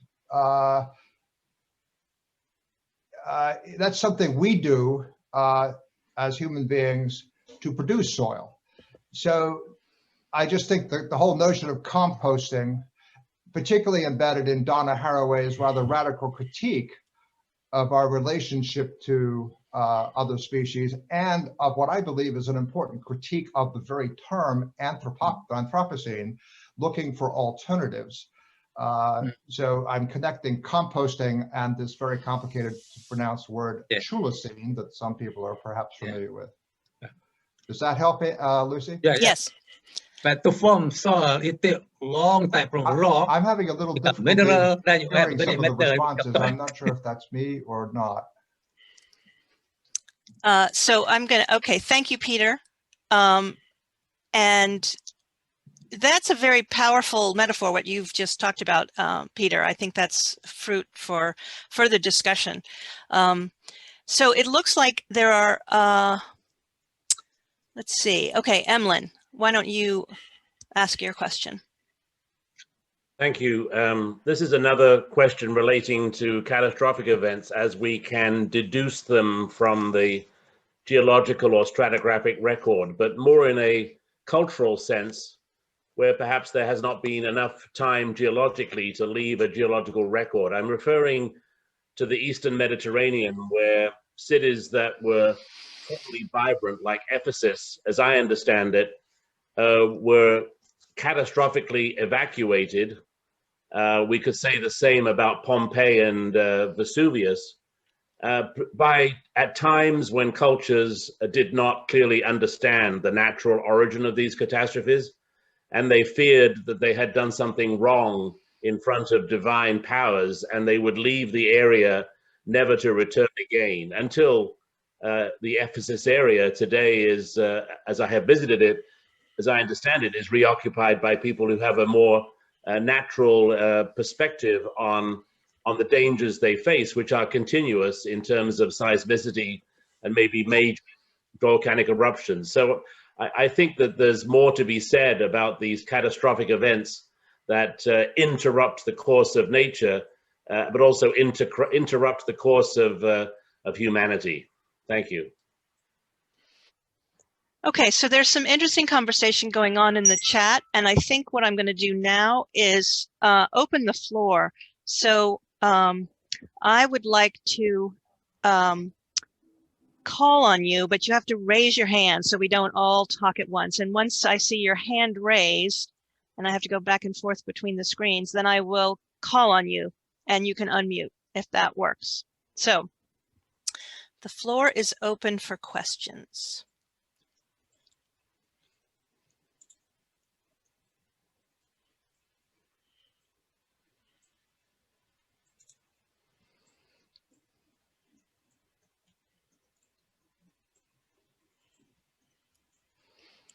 I'm going to give you time to think because it takes time to digest all of this stuff. And we all have questions, we just don't know what they are right now. Lowell. I would like to repeat the interesting question that I thought Jesse asked in some of the emails before our conference regarding soil as a kind of a top layer versus minerals, which is under the soil, and then stone technology, pebbles. Jesse, you could probably ask the question better than I can, but how do the mineral layers underneath the soil and then the soil in growing crops and agricultural affect the human interaction with nature? But Jesse, you clarify your own question because I thought it was a really interesting one. That's fine, but I think you made a good point of my question, and then maybe Mr. Shamshuddin or somebody else has read it already, so I'm curious. We'll see. Can I answer that? Yes. So actually, soil composed of mineral too, because there in rock we have mineral element and so on. In soil also we have rock mineral element. So except that the mineral in rock is different from mineral in soil. That is the thing.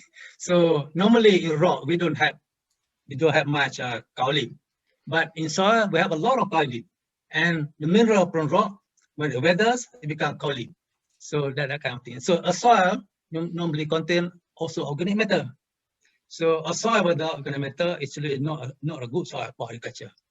So that's my answer to. Thank you. Some more questions have appeared in the chat. This is from an anonymous questioner. In the Southeast Asian region, there are many countries earning their income with agriculture. How does Malaysia work together with them to create a better future for humanity? Yeah, well, Malaysia is one of the ASEAN countries. So we have to work together because most of the crop there, rubber, oil palm, cocoa, whatever, most of it they grow in the country. Rice is the one that everybody in Asia grow rice. So that one we have to work. And rice, of course, without it, we have problem. And then rubber has been grown everywhere. Cocoa may not be. Then, of course, there are some other food crops that we grow in Thailand, in Malaysia, in Indonesia, so on. They are the same. And the soil, many of the soil are almost the same. So climatically also about the same. So no problem. So we have to help each other to survive. Barry. Yes, and as Shamshuddin had expressed, he has a project underway with China to involve greater exchange in Asian rice production. This relates to a question I have for Mokhtar. What kinds of international cooperation in Southeast Asia and Asia in general are there in archaeological studies and geotourism and the other efforts you are involved in?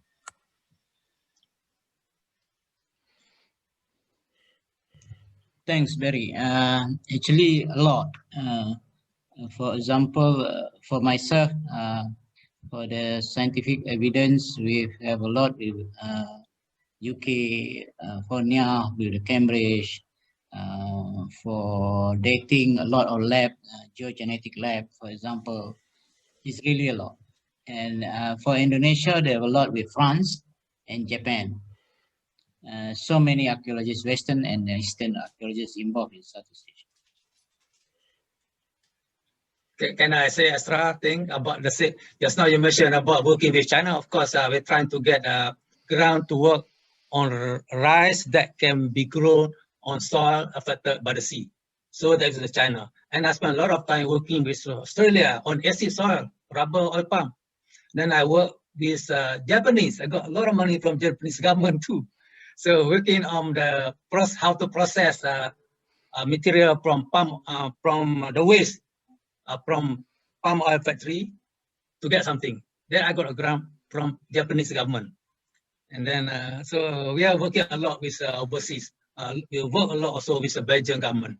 When we get money, the grant from Belgian government. Thank you.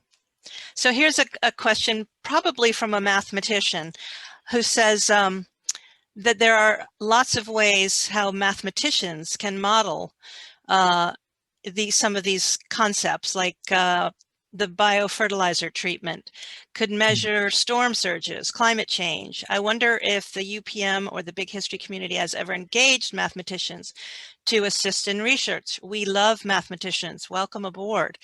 For example, we could give an estimate on how much microbes you put in the soil. Yeah, so and modeling weather conditions and rain and stuff. So he asked you, Dr. Shamshuddin, what you think of engaging with a mathematician. Oh, yeah, sure. We need mathematicians. That without them, the team is not complete without mathematicians. Yes. Sure. Good. Yeah. Good. Here's a nice one. My daughter wanted so much to become an archaeologist, but I discouraged her. I told her it was boring work. You have changed my mind. I can encourage her to do archaeology now. Thumbs up, Dr. Mukhtar. Your presentation opened a mother's perception. Maybe I will ask her to study with you next year. And then here's one from Orla. Thinking of Emlin's comments regarding catastrophe in abandoned cities and a frightened community thinking they had betrayed the gods and done something wrong. They left for other areas. We now realize we have done something wrong, but of course have nowhere else to go. Other than the inevitable return to earth and soil and our common ground. Yeah. Myths and big history show us the way home. That's a nice comment. Thank you, Orla. Barry? Lucy, before you move on from a previous question, as far as big history's use for mathematics, some of the leaders in big history and mathematics are the Russians. especially Andrei Korotayev of the Eurasian Center for History and Global Forecasting. They are involved heavily in cliodynamics and other mathematical studies. And I recommend people who are interested in those big history approaches using mathematics to contact Andrei. Good point. Good point. Yeah. Can I say something? Yep. So, there is a difference between land and soil. Land means when you are alive, you walk on land. When you die, you go into the soil. That's the difference. I love that. All right, let's see. Other comments or questions? Lucy? Emily. Yep. Yeah. That comment that was made 2 comments ago, and I'm sorry I didn't see who it was. Orla. Orla, thank you. That perspective is fascinating, that of course we now in the Anthropocene are facing what Ephesus faced in biblical times. I think that's a very instructive transcending point. And I would comment that a preceding speaker this morning talked about how cities are going to have to move away from their coasts. It's sobering to realize that when modern society has proactively decided to move a city, like the Australian capital to Canberra or the Brazilian capital to Brasilia, that took a time frame of vision and decisions and planning and relocation that spans so many decades in my research so far that it exceeds the time frame available to move out of the way of rising sea level. So we better get started sooner than later. And if I may, I'll just hold up a book that I recently acquired, which is called Disposable Cities, which is Miami's future on the shores of climate catastrophe. Miami is one of the American cities that is particularly vulnerable already and may well have to get out of the way of its own sea level rise, along with much of southeastern Florida, but it's not. And so this problem that was highlighted is beyond catastrophic, because we humans are not moving out of the way. And if we tried, it would take longer, arguably, than we have available to us. But we are children of climate change, so some of us will persist. I would go along with Barry. You remember Jakarta is going to move to Borneo, to a higher ground. Jakarta is anytime going to be submerged. So the president had decided to move Jakarta, the capital of Indonesia, to Borneo, higher ground.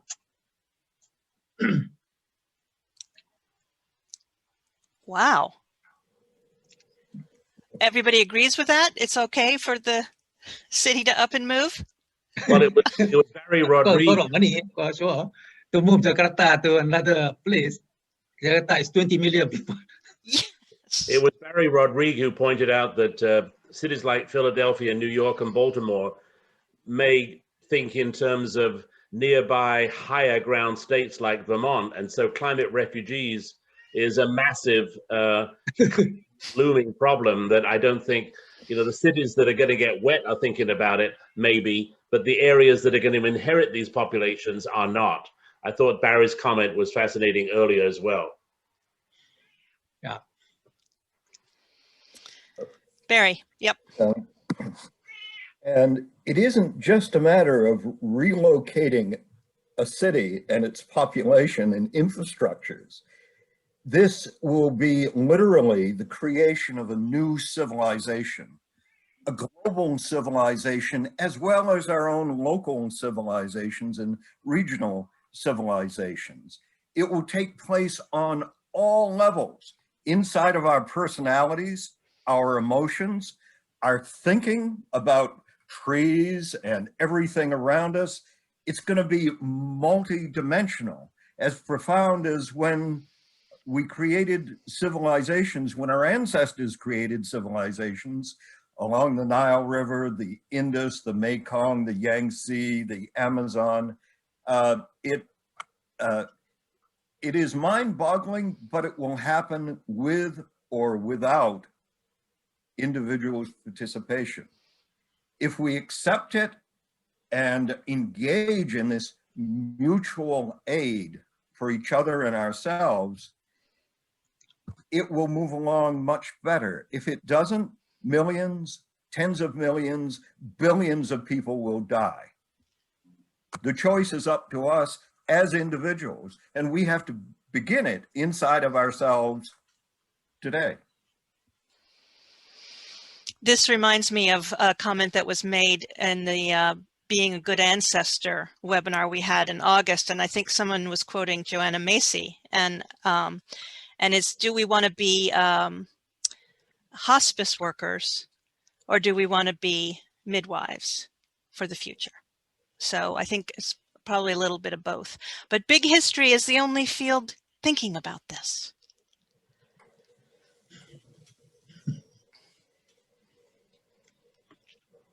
More comments?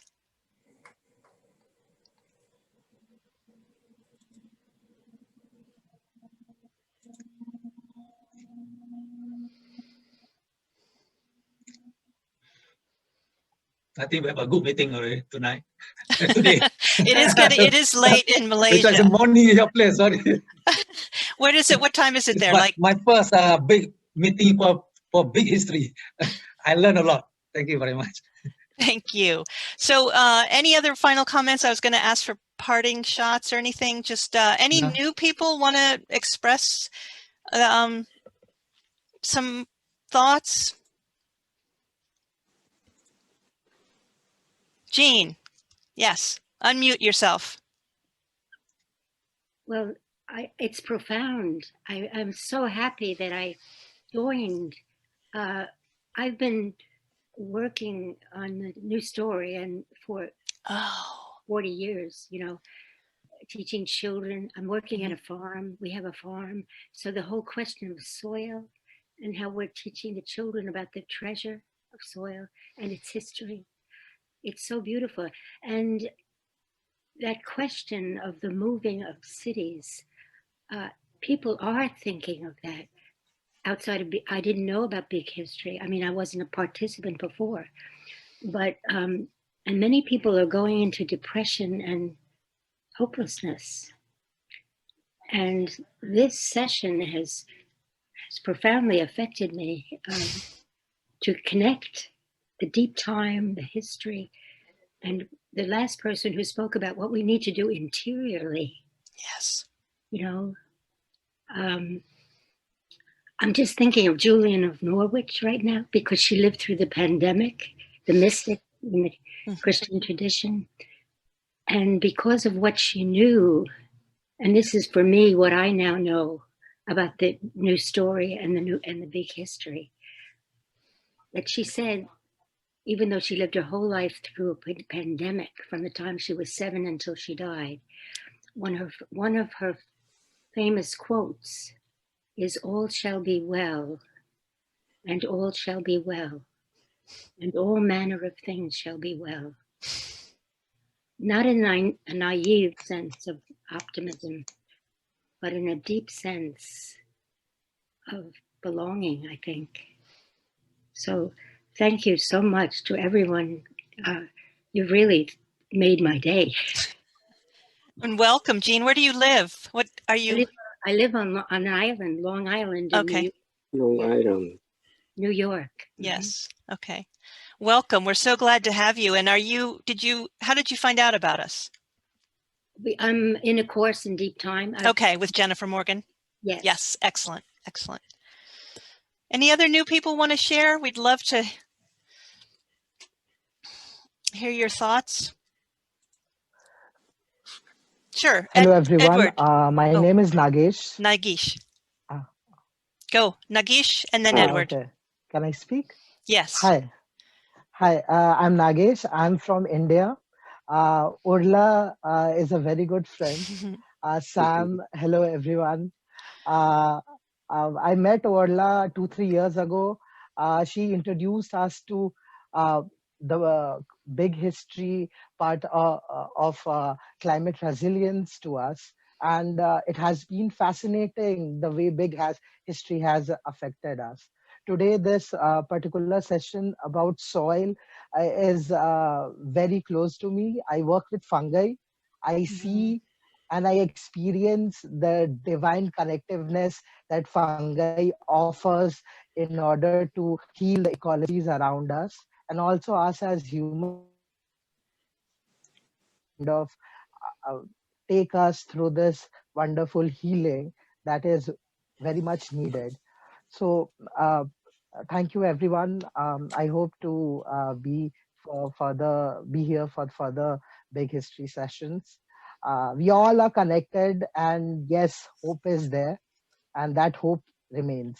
We are the manifestation of Earth's desire to life, and that desire is very, very strong. Thank you. Thank you, Nagesh. Edward. Thank you for including me. My name is Edward. I'm a planetarian director in Portland, Maine, and just became involved with the International Big History Association. And I'm very eager to establish a big history planetarium. And I think especially this day's talk shows how important it is to bring this to the public. And again, that's my ambition, and I'm going to persevere despite any resistance I might encounter from the university. But thank you for including me. And Barry has a really nice laugh. There's a profound sense of familiarity for you. And anyway, but thank you very much for including me. I'm looking forward to attending other seminars. Thank you, Edward. It's nice to see you in person. Claudia, or Yep. Yeah. Hi, my name is Claudia, and I'm near Toronto, an hour east of Toronto, and I'm a Montessori educator. Oh, wonderful. It's been a very interesting morning I'm an elementary educator as well as beginning with children 2.5 to age 6. And my school is located on 5 acres, surrounded by 240 acres of farmland. And when the boys are studying rocks and minerals, or any children are, that's what they're into right now. So we bring our timelines. But going back to Malaysia and going back billions of years ago and developing the rock formation, connecting it with civilization, to spiritualization, to the future, it could be overwhelming, but so profound information that I'm so pleased I can share it with the children and give them a perspective of the future. And it's beyond that pebble they found in the gravel. Why does that gravel accumulate? Going back to just burying our bunny 2 weeks ago, and how it becomes compost. So all of this becomes interconnected, right? But the rabbit has gone to the earth to create new soil, and we all have our part to play. And so thank you. This has been a wonderful morning. I've learned so much. How did you find out about it? Jennifer Morgan. Okay, great. Emlyn. Just a comment. I'm struck by what this morning's journey through a Malaysian lens, I think, says so clearly about how big history can be seen, as I think it often is, as a rather meta, esoteric field, as opposed to a very directly pragmatic field that can shed light that only transdisciplinarity can do by sort of merging and fusing anthropology and archaeology and geology and history all together, as well as other disciplines. So I'm very struck by these very real examples of the relevance and topical importance of this morning's presentations to a much more, from my perspective, a more fascinating and immediate relevance of big history to what we need to talk about in the world. Thank you, Emlyn. And yes, our board members that are here include Emlyn Koster and Lowell Gustafson and David Blanks and Barry Rodrigue and Priya Carve. And have I missed anybody? Nabuo, yes. Yeah, I think I'll wrap up now, and I want to say 2 points. One is that we're going through strategic planning in the IBHA, trying to figure out, how to define and mobilize ourselves for the future. We're at a 10-year anniversary point, and 2 things come to mind. We are the only people focused on the future, aside from futurologists or, you know, that future studies, bringing this giant lens of big history to the future. And for that aspiration alone, we're very important. And so spread the word. And I want to underscore a second point, which is that the interior life of individuals is also a key place for where the future will emerge from, and that we have to encourage everyone to do their work to become the best human that they can be. And I think that there are not, it's amazing to me how little psychology and basic understanding of the human ecology is out there, and that's another niche for us. So with that, I want to say a profound thanks to the organizers of this conference and to the participants who showed up and sat with us. This was a remarkable day, and hear to all of us. See you again soon. I think Barry still wants to make a comment, Lucy. Yes. Yeah, I just would like to invite our ecology permaculture partners from the NGO in Pune, Willu and Prima and the other sisters at the Society of Christ Jesus, who work in the slum communities to instruct on health, society, and ecology. Would you have some observations that you would all like to make? Very grateful for being part of this history conference, or whatever you want to call it. And it has been very enlightening to see the whole history in Malaysia, rock, soil, and adaptation, and how adaptation goes on. And we are part of it, and we have to cooperate with this whole thing of adaptation. And it's very enlightening to see that people are also thinking ahead of what may happen in the future, especially water levels rising and things like that. And thank you very much, because it makes us think and it makes us plan further. Thank you. Thank you for being here. And CK and Barry, Yeah, Lucy, do you want to talk about this focus group discussion? Yes. So David Blanks, why don't you tell us about that? Well, you know, this was, you know, seeing a few emails from CK and Peter and others made me think, you know, maybe we ought to have an informal discussion, not anything with, you know, papers or structured. And so far I've have about, well, 7 or 8 people who have contacted me saying that they're interested in that. So I am going to just wait a day and see who else, you know, emails me. I'll put my email address again in the chat room now. I'll do that. Hang on just 1 second. And then we'll send the date and time out to the whole group. I'll once I get a sense of who's involved, and then I will sort of poll everybody and see when a good time. And I don't have anything specific planned, just to get together in a couple of weeks to talk about some of the sort of broader, you know, philosophical issues that some of you raised in the email. So it was very informal. It's just to get together and get to know each other a little bit and continue this discussion. Thank you, David. Barry, Nabuo, Anita, final thoughts? So I think compost is profound metaphor. Yes. Because compost means so getting rotten. And likewise, so we are in the process of dying. We are living, but we are in the process of dying. But compost can nurture other crops and other existing. Right. And like compost, so we are now dying, but we can nurture other generations and other species, and that is the hint we can get from metaphor compost, I think.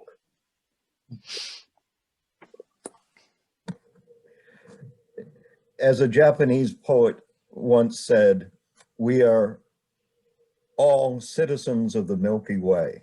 And Who knows where we go and what we will find, but we are here now, in the past, and in the future. And I look forward to our continuing engagement on this. And so I hope we all keep in touch with each other and keep this going. Thank you. And one final thing, we'll see you in India. We'll see you in Pune the first week in August. Okay? Yes. Anita, anything else? Yeah. No, just looking forward. Yeah. To meeting all of you and having more discussions. I look forward to the session with David as well. And I think these are conversations that we need to have probably more often, and slowly increase the number of people who need to be brought into these conversations. And we've had some new people join us today, and I think that's important. Yes, we have. So thank you for those wonderful presentations. I learned a lot. And happy to be a part of this group. Thank you so much. All right. Thank you. Goodbye. Bye. Bye.